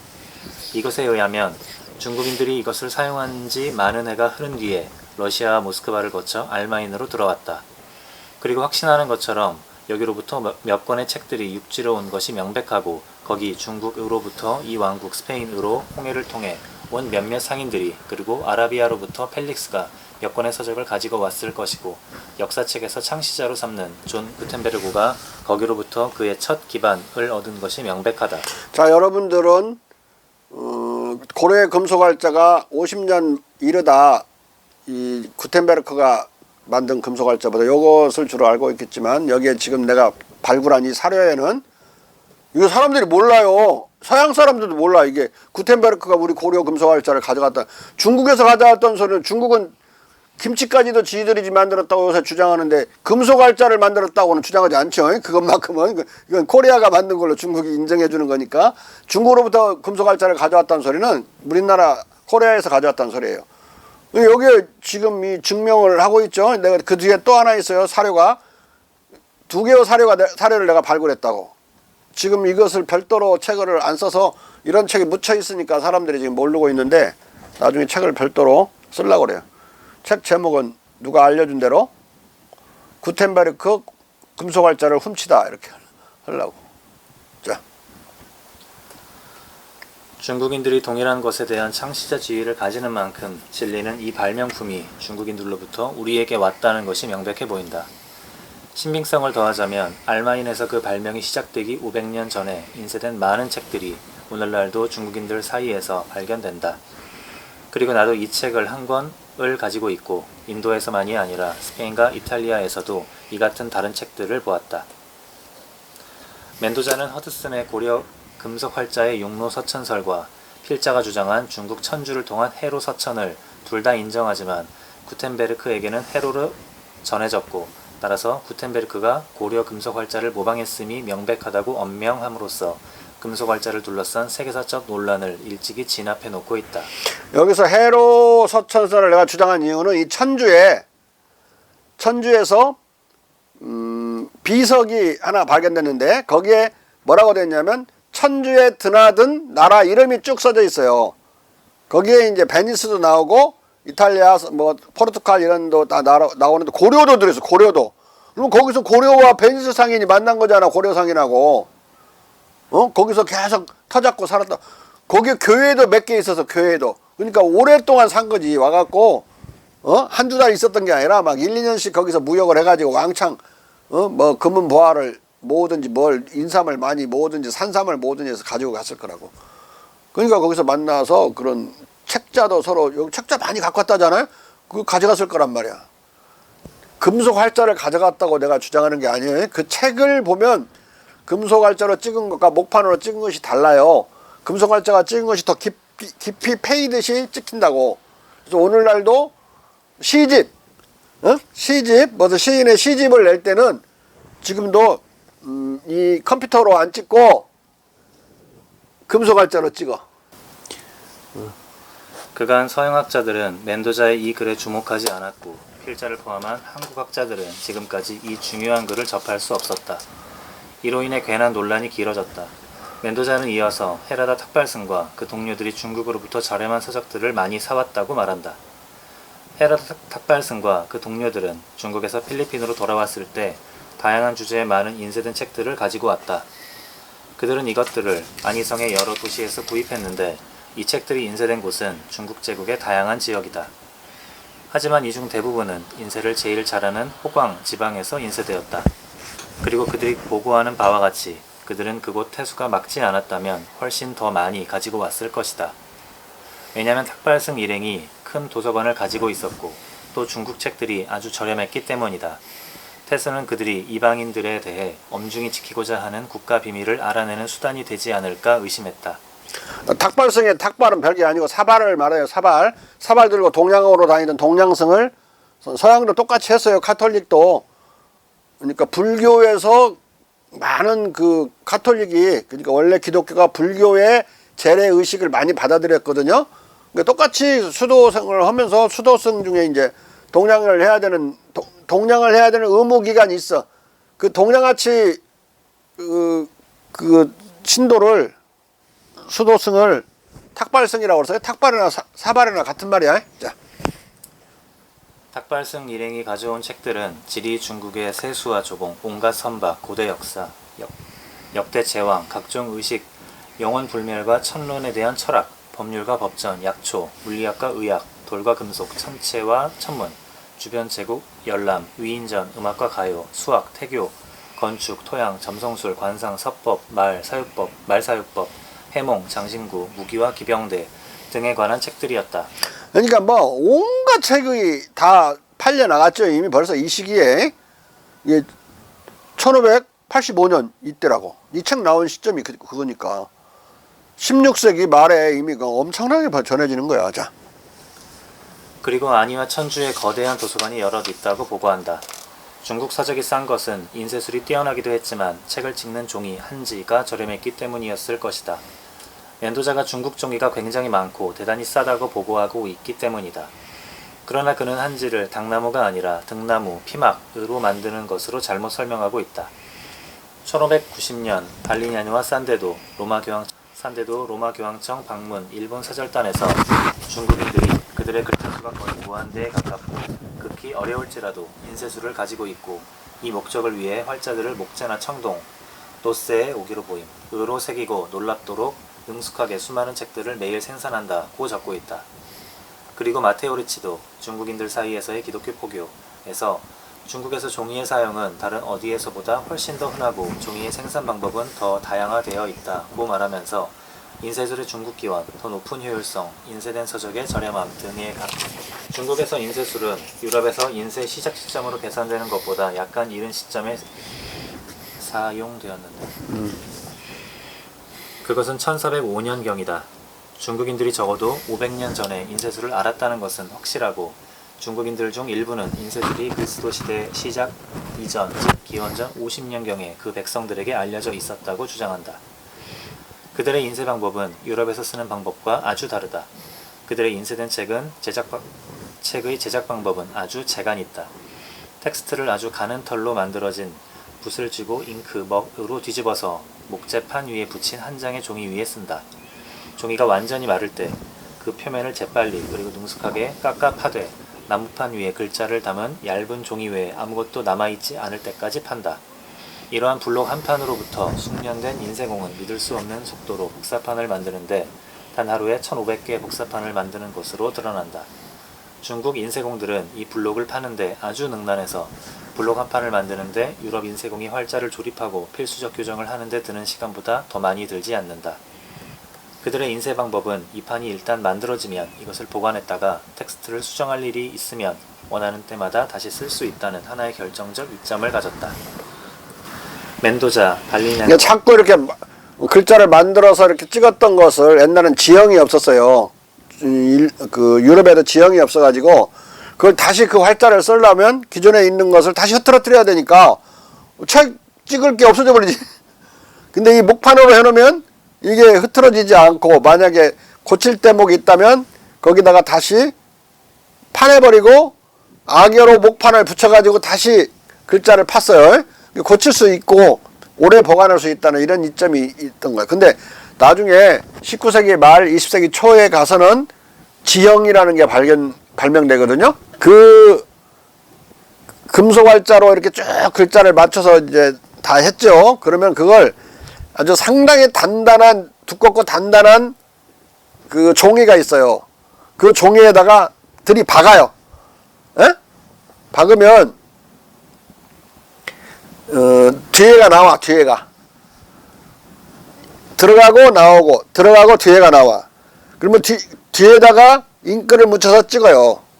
근데 상당히 이게 단단해서 이게 흩어지질 잘 않아요. 잘 안 하고 아까 시의 시집을 찍을 때는 지형 안 떠. 그냥 그걸로 찍어버린다고 우리가 푹 박히니까 그 지형이라고 하는 종이가 발명이 되면서 금속 활자 맞춰놓은 거 있지. 그게 흐트러져 버리더라도 요건 지형은 남으니까 책을 보관할 때 지형을 보관했어요. 이 맞춰놓은 그 금속 활자 판을 보관한 게 아니라 그건 다시 흐트러뜨려서 그건 다시 쓰고, 예? 무버블 하니까 무버블 타입 활자를 무버블 타입이라고 그래요. 영어로. 활은 살아있다. 무버블은 움직일 수 있다. 같은 말이야. 무버블을 우리 활자를 그들이 무버블 타입이라고 영어로 번역했어요. 고정돼 가지고 있는 것은 활자가 아니야. 목판으로 한 판에 이게 새겨놔 버리는 건 활자가 아니다. 죽어버린 거죠. 이미 픽스돼 버린 거니까. 활판 인쇄술이란 그렇게 금속 활자든 세금파리로 만든 그 도자기 활자든 나무로도 만들었거든요. 이 활자를. 근데 나무로 만든 활자는 오래 못 가. 뭉개져 갖고. 도자기는 오래 가는데 문제는 깨져. 떨어뜨리면 깨져버린다고. 그러니까 결국은 금속으로 만든 게 이제 고려 사람들이 처음으로 만든 거예요. 두 가지 주로 금속은 썼는데 하나는 주석, 납, 그 다음에 또는 나중에 주석, 그 다음에 노쇠를 썼다. 자. 멘도자, 발리냐네와 산데, 마테오 리치는 중국의 뛰어난 인쇄술과 인쇄서적 서적합니다. 출판에 관한 설명을 하면서 어느 대목에서도 출판 검열이나 판금에 대해 언급하지 않고 있다. 진시황의 분서갱유 이래 중국에서 분서와 판금은 폭정의 징표였기 때문이다. 밀턴은 멘도자의 중국 제국의 역사를 읽었음이 틀림없다. 왜냐면 그는 뒤에 상론하는 바와 같이 멘도자의 이 책에서 처음 소개되는 돛을 달고 바람으로 가는 수레, 즉 돛단 수레를 신라곤에서 언급하고 또 아마 중국의 가볍고 저렴한 종이가 등나무 피막으로 만들어졌다는 멘도자의 그릇된 보고로부터 오추리에서 무태배 또는 육지선박이나 다름없는 중국의 이 돛단 수레가 등나무로 만들어졌다고 추정하고 있기 때문이다. 자, 이 돛단 배가 아니라 돛단 수레는 중국이 평지가 많아요. 평지가 많고 모래로 된 사막 같은 데가 많아서 그 사막을 그냥 낙타나 사람 도보로 건너려면 엄청나게 멀어요. 먼데 이 모래가 말이야 발로 밟으면 푹 들어가는 그런 모래가 아니라 아주 단단해 이게. 그러니까 그 남아있는 모래란 바람에 쓸려가지 않도록 딱 붙어있는 모래만 남아있으니까 단단하다고. 거기에 수레는 원래 끌고 다니는 수레인데 거기다가 돛을 달았어요. 바람은 늘 불고 있겠죠. 사막이니까. 이게 그걸로 돛단 수레가 저절로 막 가니까 그 당시에는 최고 그 기술의 발명품이라고 생각해서 이걸 많이 묘사했어요. 그게 다시 신라곤에 나오는 거야. 그리고 밀턴은 위에서 인용된 마테오 리치의 중국인들 사이에서의 기독교 포교도 읽었음에 틀림없다. 왜냐하면 밀턴 자신이 마테오 리치의 이 책을 발제 번역해 실은 퍼체스의 하클리투스 포스트 후무스를 읽었다고 밝히고 있기 때문이다. 또한 밀턴은 단순히 말할 자유가 아니라 살아있는 권력을 향해 자유로이 비판적 발언을 하는 중국적 간언제도, 즉 최고 권력에 대한 간쟁의 자유와 의무에 대해서도 알고 있을 수밖에 없었다. 세메도는 1642년 42년이 아니라 43년으로 고쳐주세요. 43년 중국 제국기에서 충간 제도를 중국에서 통치를 수월하게 하고 규정하는 몇 가지 특별한 것들 중에 하나로 소개하고 있기 때문이다. 선정을 아주 수월하게 하는 것은 왕이 만다린 신사들이 말하는 것을 그것이 그에게 기분 나쁜 것일지라도 들을 것이고 만다린은 이것이 그에게 상당히 위험할지라도 자유롭게 말해서 양자가 아주 서로 찬탄할 만한 정도라는 것이다. 만다린에게서는 그들의 충언의 자유가, 왕에게서는 그가 듣는 데서 고분고분함이고 다시 만다린에게서는 정의와 선정에 대한 그들의 열의가, 그리고 왕에게서는 선정을 정착시키고 확립하려는 그의 진정성과 바람이 찬탄할 만한 것이다. 그들은 중국 역사에서 이것의 사례들이 많은데 나는 두세 가지만 적어두고 싶다. 세메도는 이렇게 자유간쟁 제도를 전제하고 충간의 세 가지 역사적 사례를 든다. 이 중 두 가지를 여기에 옮겨본다. 어떤 성으로부터 진기하게 아름답고 비할 데 없는 자태를 가진 처녀가 황제에게 보내졌다. 그의 전임 황제는 이전에 계략에 빠져 유사한 경우에 말려들었고 그리하여 아주 큰 피해가 제국에 귀결되었고 유사한 사람들은 아주 좋은 일의 원인인 경우가 드물기 때문이다. 동일한 불상사가 이번에도 염려되었다. 경국지색이 나와서 나라가 무너질까봐 기울어질까봐 걱정은 이제 충간이 오겠죠. 자. 이해한 강로가 이를 떠맡아 이에 대해 왕에게 말하기로 작정했다. 그는 입장이 허용되자 아주 효과적으로 그리고 설득력 있게 말해서 왕은 그녀를 대궐에 데려오자마자 거부하고 멀리 보낼 것이라고 그 강로에게 말했다. 이에 그 만다리는 그녀가 대궐에 들어와 폐하께서 그녀를 보게 되고 그녀가 말하는 것을 듣고 폐하의 손이 떨리기 때문에 그리고 여성들은 마법 없이 홀리는 힘을 가지고 있기 때문에 폐하께서 느닷없이 그녀를 즉각 보내라고 말하는 것이 좋을 것입니다. 라고 대답했다.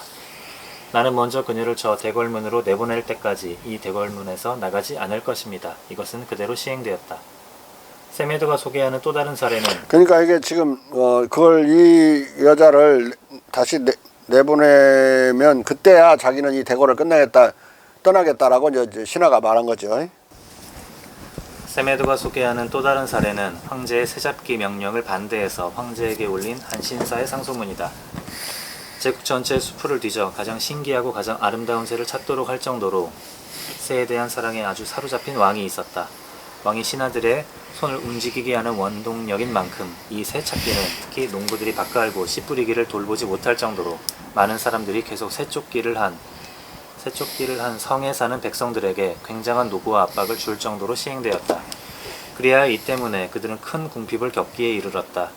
이에 거기 그 성에서 다스리는 사람들보다 백성들에게 대해 더 많은 열성과 측은지심을 가진 한 만다린이 다른 성으로부터 오면서 그 성을 통과하게 되었다. 그는 대궐에 도착하자마자 왕에게 상소문을 제출했다. 그는 이 상소문에서 세차기의 작은 중요성과 이것이 백성에게 야기하는 굉장한 수고와 혼란을 아주 생생하게 설명해서 왕이 그의 호기심을 억제하고 백성들이 새 잡는 것을 그만두도록 명할 뿐만 아니라 새장과 우리의 문을 열어 새들을 날아가도록 하라고 명함으로써 이미 잡힌 새들에게도 자유를 주게 했다. 세메도만이 아니라 발리냐니와 산데도 일찍이 1590년에 로마 교황청 방문 일본 사절단에서 상내의 국법을 어기려던 왕에게 간쟁해 왕의 위법 행위를 바로잡은 사례를 들려준다. 황제의 특별한 총애를 받는 누구라도 제국의 행정에서 특별히 중요한 책임을 맡은 누구라도 그의 부모 즉 그의 아비나 어미의 사망 소식을 듣는다면 즉각 집으로 돌아가 적절한 상례를 치러야 하는 것이다.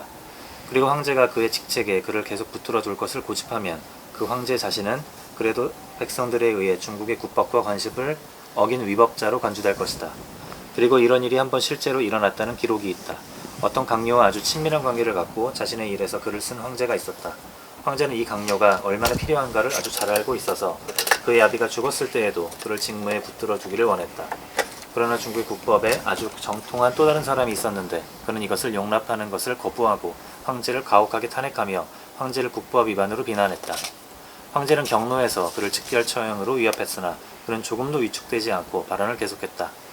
그러나 황제는 그의 결심을 바꿔 그 강요를 아비의 상을 치르도록 떠나보냈고 그 간쟁자를 더 높은 지위로 승진시켰다.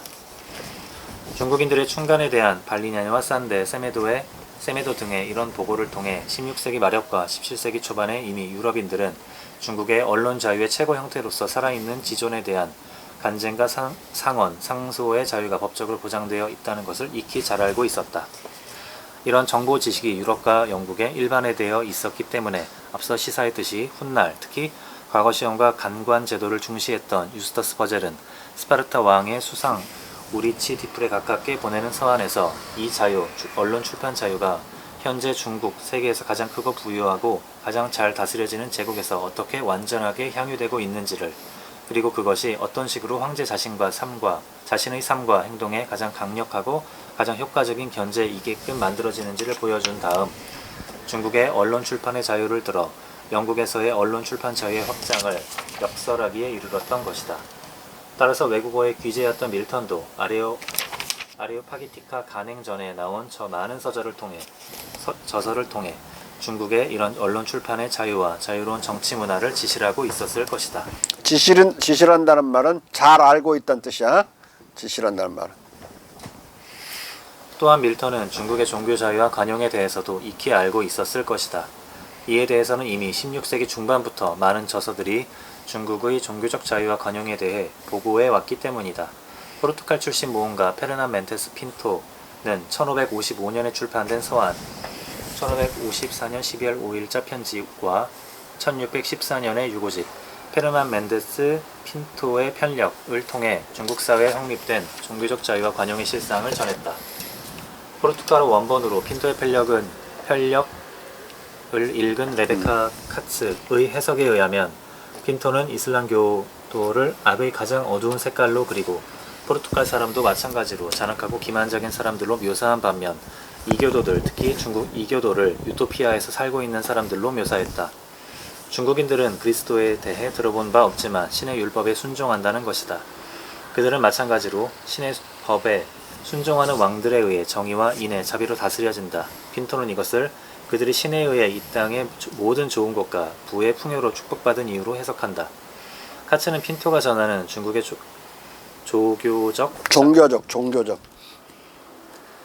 중국의 종교적 자유와 관용을 이렇게 종합한다. 중국인들 사이에서는 관용이 있고 그들은 신을 여러 가지 다른 방식으로 숭배할 자유가 있고 심지어 신을 숭배하지 않을 자유도 있다. 이것은 이 종교적 자유와 어떤 종교를 믿을 수 있나 그 자유야. 종교로부터 자유, 종교를 안 믿을 자유. 그러니까 종교적 자유와 종교로부터 자유 두 개가 다 있는 거예요. 오늘날 지금 헌법은 종교자는 다 그렇게 되어 있죠. 우리나라 헌법도. 종교 무신론자가 될 무종교자가 될 자유, 무신론자가 될 자유도 다 있는 거예요. 자, 이런 정도의 높이 발달되어 있는 중국이었기 때문에 이 포로로 잡혀있던 이 핀토에게는 충격적인 사실로 받아들여지면서 첫 번째 서한에서는 상당히 절제했었어요. 나중에 자기가 죽은 뒤에 나오는 그러니까 그 유고작이 되는 거죠. 자기가 살아있을 때는 내지 못하게 해요. 왜냐면 이 카톨릭들이 달라들어서 자기 죽일 것 같으니까. 죽은 뒤에 나온 이 핀토의 편력이라는 이 책에는 아주 자세히 이렇게 돼 있어요. 중국의 종교적 관용과 자유에 대해서. 네? 자. 이것은 당대 사람에게는 과감한 관념이다. 환원하면 핀토는 기성교의 경계 바깥에서도 도덕성이 가능하다고 말하고 있는 것이다. 핀토는 기독교를 믿지 않아도 지고지순한 도덕생활이 가능할 뿐만 아니라 신의 존재를 부정하며 신을 숭배하지 않는 불경한 무신론자들과 무신론 사회도 기독교인들보다 더 지고지순한 도덕생활을 한다는 현실을 본 것이다. 이 무신론 사회의 존립 가능성과 도덕생활, 그리고 무신론 사회의 무제한적 종교자유와 종교적 관용은 훗날 피에르 베리, 그의 무차별적 관용론의 관점에서 집요하게 파고들며 유럽의 불관용을 우회적으로 그러나 신랄하게 비판하는데 동원한 중국 종교생활의 실상이었다. 밀턴은 핀토의 이 저서 페르난 멘데스 핀토의 편력을 포르투갈어로 읽었거나 적어도 영역본으로 읽었음이 틀림없다. 왜냐하면 핀토의 이 저서는 1625년 세뮤얼 퍼체스가 축약 영역해 파클리투스 포스트후무스의 제12권 제2장 페르난 멘데스 핀토의 편력으로부터 뽑은 중국 타타르 그리고 세계의 다른 동방 지역들에 대한 관찰 의견에 실었고 상술했듯이 밀턴 자신이 퍼체스의 이 책을 읽었다고 밝히고 있기 때문이다. 또 스페인어본, 불어본 등 6개 국어로 옮겨진 자, 내가 왜 이 사람이 읽었는가를 그 사람의 다른 편지나 다른 글에서 찾아가지고 밀턴이 읽었다라고 확인해 주려고 애를 쓰는 것은 밀턴의 여러 가지 독창적인 생각이라고 서양인들이 믿고 있는 많은 생각들이 실은 그 사람이 읽은 다른 책이 중국어 사실들이 나와 있는 것들이니까 그렇게 밝혀야만 연관이 되는 거예요. 그냥 이런 책들이 나와 있었으니까 밀턴도 읽었을 것이다 이렇게 추정만 해서는 안 되고 밀턴 주둥아리로 자기가 읽었다고 하는 데까지 짚어내야 된다 이 말이야. 사료를 하려면 그냥 주먹국으로 하면 안 된다 이 말이야. 자. 또 스페인어본, 불어본 등 6개 국어로 옮겨진 번역본들도 1627년 이래 인쇄가 거듭되어 어디서나 쉽게 구할 수 있었고 퍼체스의 발췌 번역이 아니더라도 가톨릭 관련 부분들만 생략한 코건의 축약 영역본이 1653년에 나와 3판이 거듭 찍히며 널리 읽히고 있었다. 이런 정황은 1700년 이전에 유럽에 교육받은 사람들은 대부분 핀토의 이 책을 읽었다는 것을 시사해준다. 핀토가 본 아시아는 탐욕에 의해 촉발되고 위선에 의해 가려지는 폭력전쟁, 아니 사람들을 강요해 조상의 신앙을 포기하도록 만들려는 모슬렘 전사 사제들에 의해 거의 언제나 부추겨지는 폭력적 유혈 전쟁들로 미만해 있었다. 그러니까 아시아가 서양인들이 들어가거나 아랍인들이 들어가고 완전히 폭력세계로 만들어버리는 걸 본 거예요. 이 사람이. 아시아는 평화롭게 살고 있었는데. 자.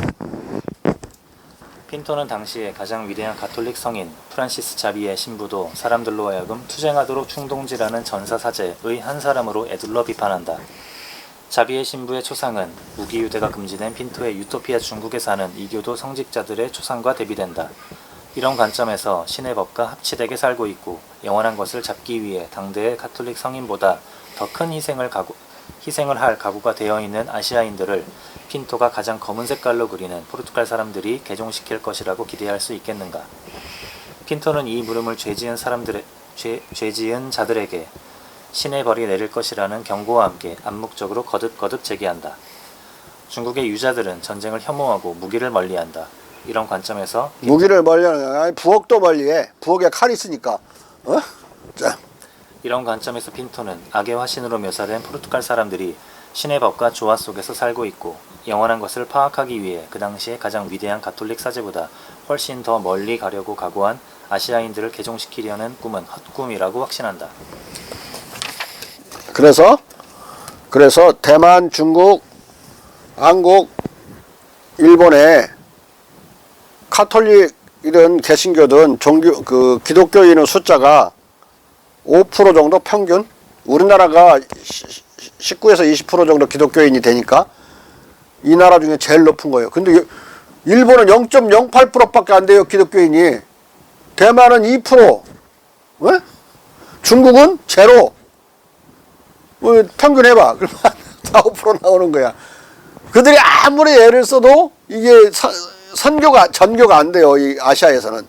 더 좋은 사상을 가지고 있기 때문에. 이미 정신적 자유를 맛봤는데 어떤 정신적 자유에 또 매여가지고 거기다 대고 무릎 꿇고 그러겠어요. 대부분의 사람들은. 2015년이면, 아니, 2025년이면 또 종교를 믿는 통계가 우리 통계청에서 나올 텐데, 공식적으로. 그 이전에 벌써 그 기독교 선교 연구소 이런데, 기독교 종교 연구소 이런 데서 나온 거 미리 보면 지금 기독교인들의 그 신도수가 급격히 떨어졌어요. 그리고 기독교인과 기독교와 기독교 목사를 믿는 사람 숫자가 퍼센티지가 30%도 안 돼.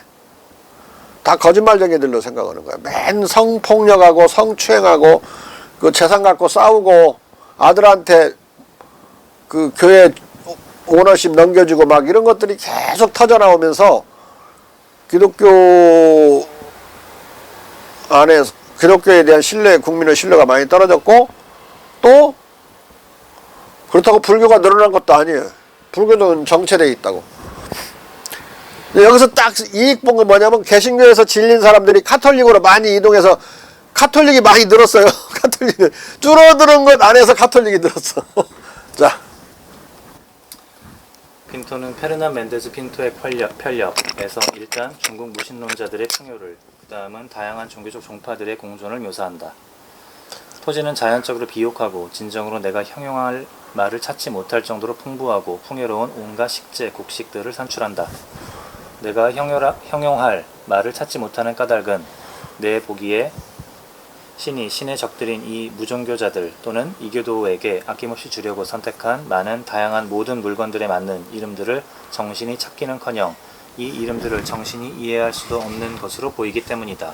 진짜로 이 무종교자들은 그들이 신으로부터 받는 온갖 은총에 대해 아주 감사할 줄 모르고 토지가 이 모든 풍요를 산출하는 것이 신의 섭리와 전능한 주님의 사랑 때문이 아니라 오로지 그들의 황제의 공로 때문이라고 믿는다. 자, 이것이 이제 서로 해석이 다른 건데, 문제는 여기서는 이 사람이 이런 모순으로 느끼지만 좀 지나면 17세기 후반 정도, 밀턴 다음으로 또는 밀턴 시대와 거의 동시에 1660년대부터 이거 어떻게 바뀌냐면, 아니 창세기에 의하면은 아담과 이브가 원죄를 지고 나서 에덴 동산에서 쫓겨나면서 땅도 저주했잖아. 앞으로 이제 땅이 그런 황폐해져 가지고 열심히 노력을 해서 땅을 파갖고 네 이마에 땀을 흘리지 못하면 먹고 살지 못하게 빵을 못 먹을 것이라고 저주해놨는데, 이 저주당한 땅이 아닌 데가 있는 거야. 이렇게 풍요로운 데가. 그래서 이게 진짜 가나안이다. 중국을 가나안으로, 극동 전체를 가나안으로 묘사하는 거야. 여기에 우리의 구원의 땅이다. 그건 분명히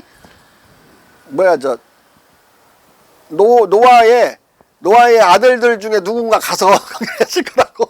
이쪽으로 가서 나라를 건국해서, 중국 사람들은 분명히 노아의 셋째 아들의 넷째 아들일 것이다, 이렇게 해석을 해요. 왜냐면 이게 해독이 안 되니까 성경책 안에서 해독을 해야 되잖아. 그러니까 있지도 않은 사실을 막 말을 하는 거죠. 그렇게 살았어, 그 당시에 그들이.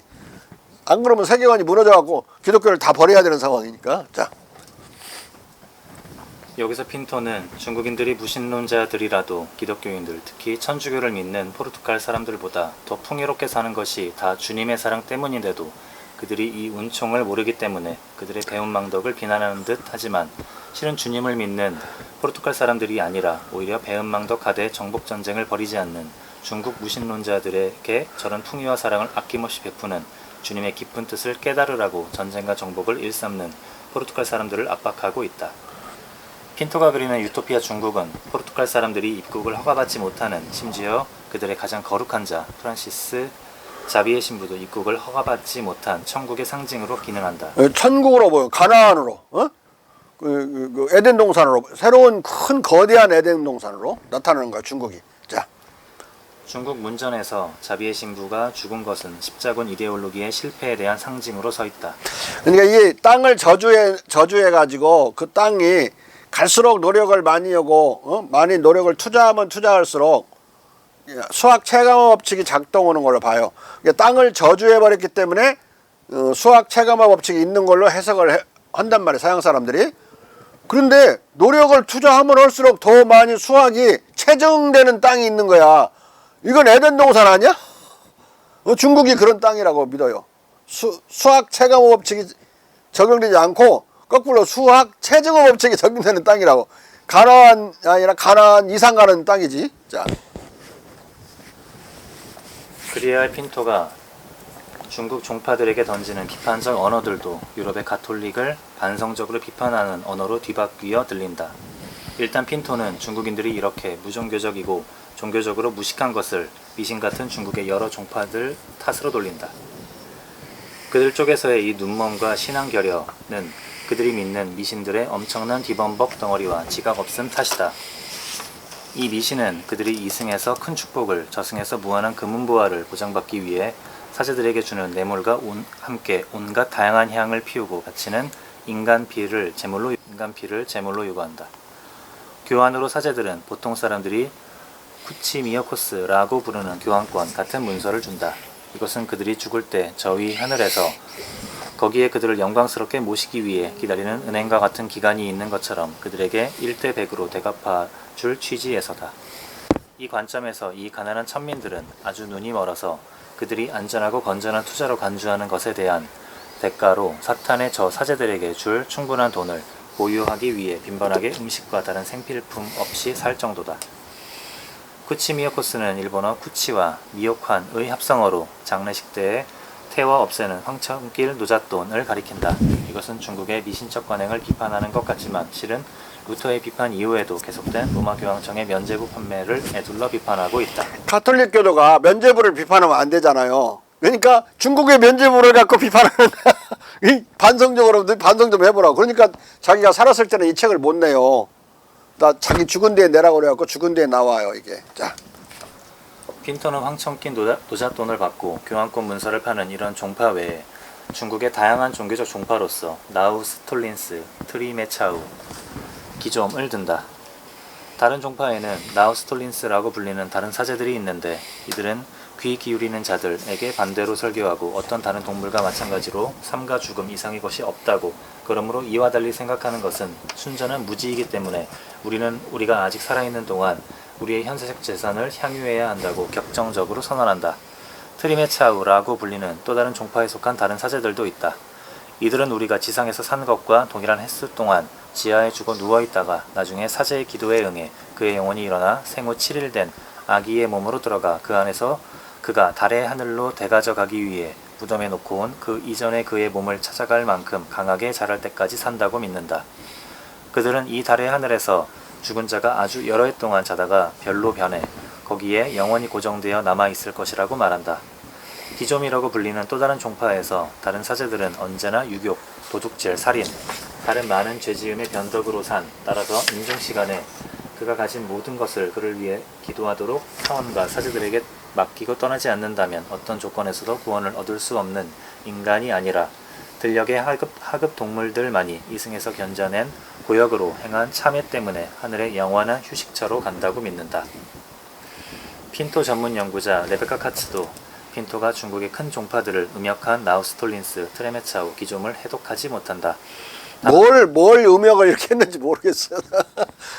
이게 자기가 중국말을 모를 때 들리는 대로 적었는데 뭔지 모르겠어요. 이게.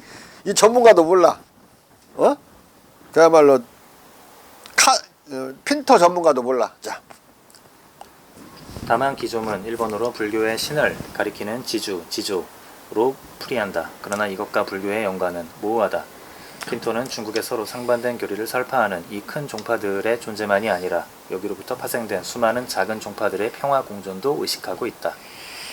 이 주제를 논의하면서 나는 이 세 가지 종파만 언급하고 싶고 이것들을 모두 다 기술하는 것이 무한한 과정일 것이기 때문에만 아니라 그 파생된 다른 종파들이 다 본보기 종파들과 유사하기에 이런 세 가지 본보기들로부터 좋은 아이디어를 얻을 수 있기 때문에도 이 중국 대제국의 32개 종파에 의해 자행되는 모든 다른 폐습에 관해 어떤 것도 말하고 싶지 않다. 자, 그러니까 세 가지는 유불선을 이렇게 말한 것 같은데 뭔가 음역을 잘못해갖고 이 세 가지 유불선의 3개 종파로부터 나중에 선교사들은 3,000개의 종파가 나왔다고 그래요. 근데 3,000개의 종파라고 말하는 사람도 있고 1,000개의 종파라고 말하는 사람도 있어요. 아마 1,000개 더 될 거야. 불교가 몇 개지? 불교 종파가 한국에만 있는 게? 8개입니다. 아니야. 60 몇 개, 60 몇 개. 절 하나 지어놓고도 자기가 다른 교리를 하고 있는데 조계종이 인정하는 게 8개 정도 되겠지. 그렇게 많은데 중국은 또 얼마나 많겠어요. 그래서 서양 선교사들이 1,000개라고 보고 오는 보고서도 있고 3,000개라고 보고 오는 것도 있어요. 예? 그런데 여기서 핵심은 이 3,000개든 1,000개든 100개든 30개든 이게 평화공존한다는 거야. 안 싸우고. 이게 핀토를 놀라게 만드는 거야. 자. 핑턴은 훗날 마테오 리치와 나바레테가 3,000여 개의 종파로 제시한 중국 종파의 수를 32개로 축소해서 보고하고 있다. 이것은 그가 중국에 오래 머물지 않아서 중국 종교계의 실상을 잘 몰랐기 때문인 것으로 보인다. 그리고 핀토는 상반된 교리를 설교하는 이 많은 종파들의 공존과 중국인들의 무신론적 정서에 대해서만 언급할 뿐이고 이 종파들의 상호 관용과 이 종파들과 무신론에 대한 국가의 관용, 즉 종교적 자유와 관용에 대해 명시적 강조나 특별한 언급을 남기지 않고 있다. 이런 강조나 언급을 할 경우에 이것이 혹시나 유럽의 종교적 불관용을 간접적으로 비난하는 것으로 비춰져서 종단으로부터 집중 공격을 받을 것을 염려했기 때문으로 보인다. 자기 뒤에 이게 나오더라도 자기 자식들이 피해를 입을 수가 있잖아요. 네 아버지가 그런 새끼야 하고 막 그래가지고 그런 걸 최대한 의식하면서 그래도 좀 몽건하게 완화시켜서 쓴 거예요. 자. 이것은 그가 1569년과 1578년 사이에 탈고한 원고를 책으로 출판하지 못하고 훗날을 기약하며 묵혀둔 채 일고로 남기고 죽은 사실로부터 쉽사리 짐작할 수 있다. 그러나 발리냐니와 산데는 1590년 로마 교황청 방문 일본 사절단에서 유럽의 근대적 자유 개념의 유교적 기원을 규명하는 의미 맥락에서 아주 중요한 중국의 종교적 자유와 관용에 대해서만이 아니라 황제와 정부의 종교적 관용 자세에 대해서도 비교적 정확하게 보고한다. 종교에 관해서 황제는 관원들의 의견을 따르고 최고의 권력을 만물의 부모로서의 천지로 돌리고 이 천지에 대해 장엄한 의식과 함께 제사를 올린다. 황제는 그의 조상을 위한 가장 화려한 사당을 많이 가지고 있지만 이것이 그가 다른 종파의 성직자들을 돌봐주지 못하는 것을 뜻하지 않는다.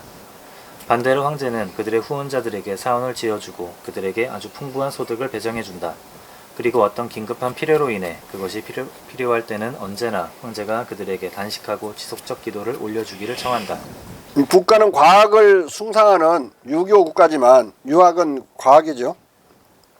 그렇다고 해서 종교를 무시하거나 그러지 않고 불교한테도 사원을 지을 땅도 주고 쌀가마도 막 몇백 석씩 내려주고 도교에게도 그렇게 해주고 불교만이 아니라 도교 불교만이 아니라 기타 다른 이슬람교에게도 그렇게 해주고 종교를 보호하고 이제 또 그렇게 해줬어요.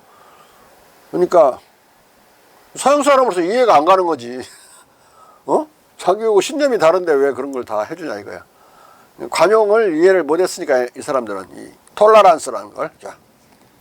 그리하여 황제는 제국의 모든 종파들에게 일정한 보호를 제공하고 그가 모든 그릇된 종교들도 존경한다는 사실을 보여주고 많은 상이한 종류의 미신들과 더불어 산다. 황제는 제국의 모든 종파들에게 일정한 보호를 제공하고 그가 모든 그릇된 종교들도 존경한다는 사실을 보여준다는 구절은 중국의 종교적 자유와 평등을 발리냐노, 산데 신부들의 독선적이고 오만한 기독교적 관점에서 기술한 것이다. 그들은 불관용 종교 카톨릭 신자들답게 불교, 도교, 이슬람교를 그릇된 종교들과 많은 상이한 종류의 미신들이라고 폄하하고 있기 때문이다. 하지만 발리냐니와 산데는 중국에서 시행되는 모든 종교 활동에 대한 자유 보장과 평등보호 원칙을 정확하게 그리고 솔직하게 설명하고 있다.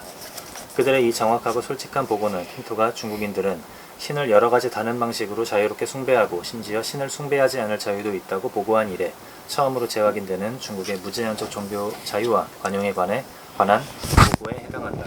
이 중국의 이 종교 자유, 조선의 이 종교 자유 유교 국가에 그것이 미국 헌법에 처음으로 어멘드먼트 1조로 바뀌게 되는 거예요. 예? 그리고 다른 나라가 다 베껴 쓰면서 우리나라도 종교 자유가 이제 쓰여져 있는 거죠. 정확하게.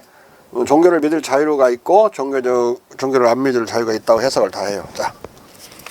1615년 마테오 리츠는 밀턴이 역시 퍼체스를 통해 접한 중국인들 사이에서의 기독교 포교에서 중국의 종교 자유와 관용 문화를 더욱 상세하게 분석하고 있다. 일단 마테오 리츠는 중국 신사들의 무신론적 정서를 슬쩍 언급한다. 우리는 신학자들이 가르치는 것처럼 신의 자비로 많은 고대 중국인들이 자기의 양심의 빛에 따라 구원을 향해 자기가 할 수 있는 것을 하는 사람이면 아무에게도 부인되지 않는 특별한 도움에 의해 지원받기는 할지라도 자연법 안에서 구원을 찾았다고 확신을 갖고 말할 수 있다. 그들이 이것을 하려고 노력했다는 것은 자기들의 나라를 위해 그리고 공동선을 위해 실천한 훌륭한 행위들의 실제 기록인 4000년 이상의 중국 역사로부터 쉽사리 확인된다. 동일한 결론은 고대 중국 철학자들의 진귀한 지혜의 서적들로부터도 도출될 수 있다. 이 책들은 여전히 현존하는데 인간들을 덕스럽게 훈육시키는 극히 건전한 조언들로 가득하다. 이 특별한 점에서 중국 철학자들은 우리의 극히 뛰어난 철학자들과 상당히 동등한 것으로 보인다. 그러나 마테오 리치는 여기에다 성리학자 등 중국의 무신론자들을 비난하는 듯한 말을 덧붙이고 있다. 타락한 인간 본성이 신의 신적 은총에 도움 없으면 계속 퇴화하는 것과 똑같이 역시나 종교의 원시적 관념들도 세월이 가면서 아주 흐릿해져서 생명 없는 신령들의 숭배를 내던지고 무신론이라는 더 나쁜 오리로 전락하지 않는 사람은 거의 없다. 이 구절은 4000년 전통의 육아사상을 신봉하는 중국인들이 신적 은총의 도움을 받지 못해서 거의 다 무신론자로 퇴화했다는 말이다. 마테오 리치는 중국 유생들이 무신론자가 된 원인을 하느님의 은총을 받지 않는, 즉 기독교를 믿지 않는 타락한 인간 본성의 원시적 취약성과 원시적 종교 관념들의 흐릿함에 기인한 것으로 설명하고 있다. 하지만 양심의 빛을 따르는 육아가 무신론자가 되는 진정한 원인은 육아의 본성, 윤리학이 양심의 빛, 즉 인간 본성적 도덕 감정만을 도덕의 원천으로 삼기 때문에 신의 은총과 계시를 불필요하게 만들고 결국 도덕 철학의 세계로부터 신을 추방해 이승과 속세의 변두리로 밀어낸다는 데 있었다. 마테오 리치는 유교의 종교적 개방성과 관용에 대해서도 상당히 정확하게 짚고 있다. 육아가 저 세상의 삶에 관해 믿어야 하는 것과 관련해 아무것도 금하거나 명하지 않는 사실 때문에 이 육아에 속하는 많은 사람들은 다른 두 종파, 불교와 도교를 그 자신의 종파와 동일시한다. 그들은 자신들의 허위에 대해 관용적이고 비진리를 공개적으로 추방하거나 불인정하지 않는다면 높은 형태의 종교를 실행하고 있는 것이라고 실제로 믿는다. 이 말은 이제 뭐 공자의 그 말 그대로인데 그 공허이단 사회하이 이단을 공격하는 것은 재앙이다. 그 대신 또 나의 악을 공격하고 남의 악을 공격하지 않는 것, 무공인지악, 남의 악을 공격하지 않는 것이 수특냐라. 나의 사특함을 고치는 거 아니겠느냐. 그 규절이 있거든요. 그 규절을 거의 옮겨놓은 거야. 나의 사특함을 비판하고 남의 사특함은 공격하지 않는 거. 그것이 나의 사특함을 고치는 길이다 이 말이야. 그걸 그냥 도교나 불교가 혹시 틀린 것이 있다 하더라도 그걸 비판하지 않는 것이 군자의 길이라고 이자들은 많은 유자들은 믿고 있다 이런 뜻이죠. 이 구절이 얼마나 고귀한 위치에 있었는지 우리가 짐작을 할 수가 있는데 이 지금 마테오 리치는 별로 깨닫지 못한 거예요. 이 기독교를 안 믿는 사실만 신경질하는 거예요 지금. 이 구실을 가지고 자기를 안 믿는 걸 싫어하고 있어 지금. 자. 유자들은 어느 종파에 속한다는 것을 부정하고 그들의 부류나 사회는 오히려 왕국의 적절한 통치와 일반 복리를 위해 설치된 한림이라고 주장한다. 진실로 우리는 이 한림의 가르침이 몇몇 소수의 사례를 제외하면 기독교적 원리에 반대되는 것과 아주 거리가 멀어서 이 한림 제도가 기독교로부터 대단한 혜택을 볼 수도 있고 기독교에 의해 발전되고 완벽화될 수 있다고 말해도 될 것이다. 이게 이제 마테오 리치의 유교 이해야. 유교적인 원리를 가만히 보면 기독교가 토통하는 게 있기 때문에 기독교를 좀 받아들이면 유교가 더 발전할 수 있는데 왜 안 그러냐 이제 그런 게 들어있는 거야. 자. 기독교에 의해 발전되고 완벽화될 수 있다는 이 마지막 구절은 유학이 거꾸로 주술화, 종교화되는 역사의 퇴행의 가능성을 의미하는 한에서 그야말로 귀신 들린 마테오 리치 신부의 일방적 망상의 표출일 뿐이다. 그가 이런 헛된 희망을 표명할 정도로 역대 중국의 공맹 철학은 기독교를 포함한 종교 일반에 대해 진실로 개방적이고 관대했다. 따라서 중국에서 유불선 3교는 분화 파생하고 또 서로 얽혀 새로운 종파를 무한히 산출했다. 이로 인해 중국에서는 전통적으로 3,000개의 종파가 상호 관용하는 평화 공존 속에서 백가증명했다. 이 세 종파들 유불서는 이교적 백성의 거의 모든 주요 미신을 포용하지만 이 종파들의 인간적 어리석음의 허용은 여기서 그치지 않는다. 시간이 가면서 그들 지도자들의 영향을 통해 이 미신의 각 원천이 기만과 기망의 아주 많은 줄기를 산출해서 이 세 제목 아래 우리가 3,000개에 가까운 상이하고 상치되는 종교적 종파들을 셀 수 있을 정도다. 각 종파의 사람들이 회의하고 방종적인 삶을 위해 이용하는 타락한 관행과 규칙들이 매일 늘어남으로써 빈번한 혁신이 일어나 나쁜 것으로부터 더 나쁜 것으로 나아가고 있다. 그리고 마테오 리치는 명태조 홍무제가 제정한 제종교에 대한 관용 법령과 종교 보호 법령을 상세하게 설명한다. 현 왕조의 창시자인 홍무제는 이 유불선 3교를 제국의 공리를 위해 보존해야 한다고 명했다. 이 조치를 그는 각 종파의 추종자들을 회유하기 위해 취한 것이다. 하지만 그는 3교의 계속적 존속을 위해 입법하면서 유가가 다른 두 종파에 대해 우선권을 가지고 그들만의 공무의 행정을 위임받는다는 것을 엄격한 법적 요건으로 삼았다. 그리하여 어떤 종파도 다른 종파의 멸종을 위해 작업하는 것이 허용되지 않게 된 것이다. 치자들은 이 세 종파의 헌신을 모두 함양하는 것을 관행으로 삼고 필요할 때 이 종파들을 활용하고 오래된 사원을 개수하거나 새 사원을 지어줌으로써 각 종파를 번갈아 가면서 회유한다. 황후들은 보통 불교에 더 헌신하고 승려들의 기도로 복을 얻기 위해 승려들에게 보시를 주고 심지어 궁궐담장 너머에 온통 불상을 설치하는 것을 지원하기도 한다. 3,000여 개의 종파의 상호 관용적 평화 공존의 근거는 바로 공자의 공호이단 사해야의 명저에 따라 이단에 대한 무제한적 적극적 관용을 가르치는 유가 철학에서 분출되는 중국인들의 무신론적 기본 정서였다. 이런 정황으로 인해 중국에서 유불선 3교는 아주 아말감되거나 짜깁기, 접붙이기 되어 하나로 통합되는 경향이 있다. 이 종교적 종파들에 대한 우리의 숙고에 대한 결론으로 현재 시점에서 중국에서 어지간히 교육받은 사람들 사이에서 가장 흔히 받아들여지는 견해는 이 3교가 실제 하나의 신조로 융해된다는 3교 동기론이고 이 3교가 모두 믿어질 수 있고 또 믿어져야 한다는 견해다. 중국인들은 대부분 그들이 아무런 종교도 가지지 않았고 그래서 믿는 채 하는 점에서 자기 기만을 함으로써 그들이 일반적으로 완전한 무신론의 가장 깊은 심연 속으로 추락한다. 마테오 리치는 훗날 피에르 베리 3,000여 개의 종파의 상호관용적 평화 공존의 근거를 올바로 중국의 무신론적 기본 정서로 해석하고 유럽을 기독교로부터 해방시켜 종교적으로 관용하는 사회로 만드는 자신의 무차별적 관용사회 기획을 관철시키는 논변에서 그 기초로 활용한 중국의 광범위한 무신론 정서를 이처럼 감당하지 못하고 있다. 나중에 피에르 벨은 약 그러니까 7, 80년 뒤에 나오는 피에르 벨은 중국의 이런 정서가 대단히 선진적인 것이라고 생각해서 유럽도 그런 사회로 만들려고 기획을 해요. 그거하고는 마테오 리치의 요구하는 마음하고는 지금 반대되는 거죠. 그렇지만 사실대로 적시를 해주기 때문에 피에르 벨은 여기서 정보를 중국 안 가봤지만 중국에 관한 정보를 얻어서 자기의 철학적 기획을 만들 수 있었던 거야. 종교적 관용에 대한 태제를 만들 수 있었다. 자.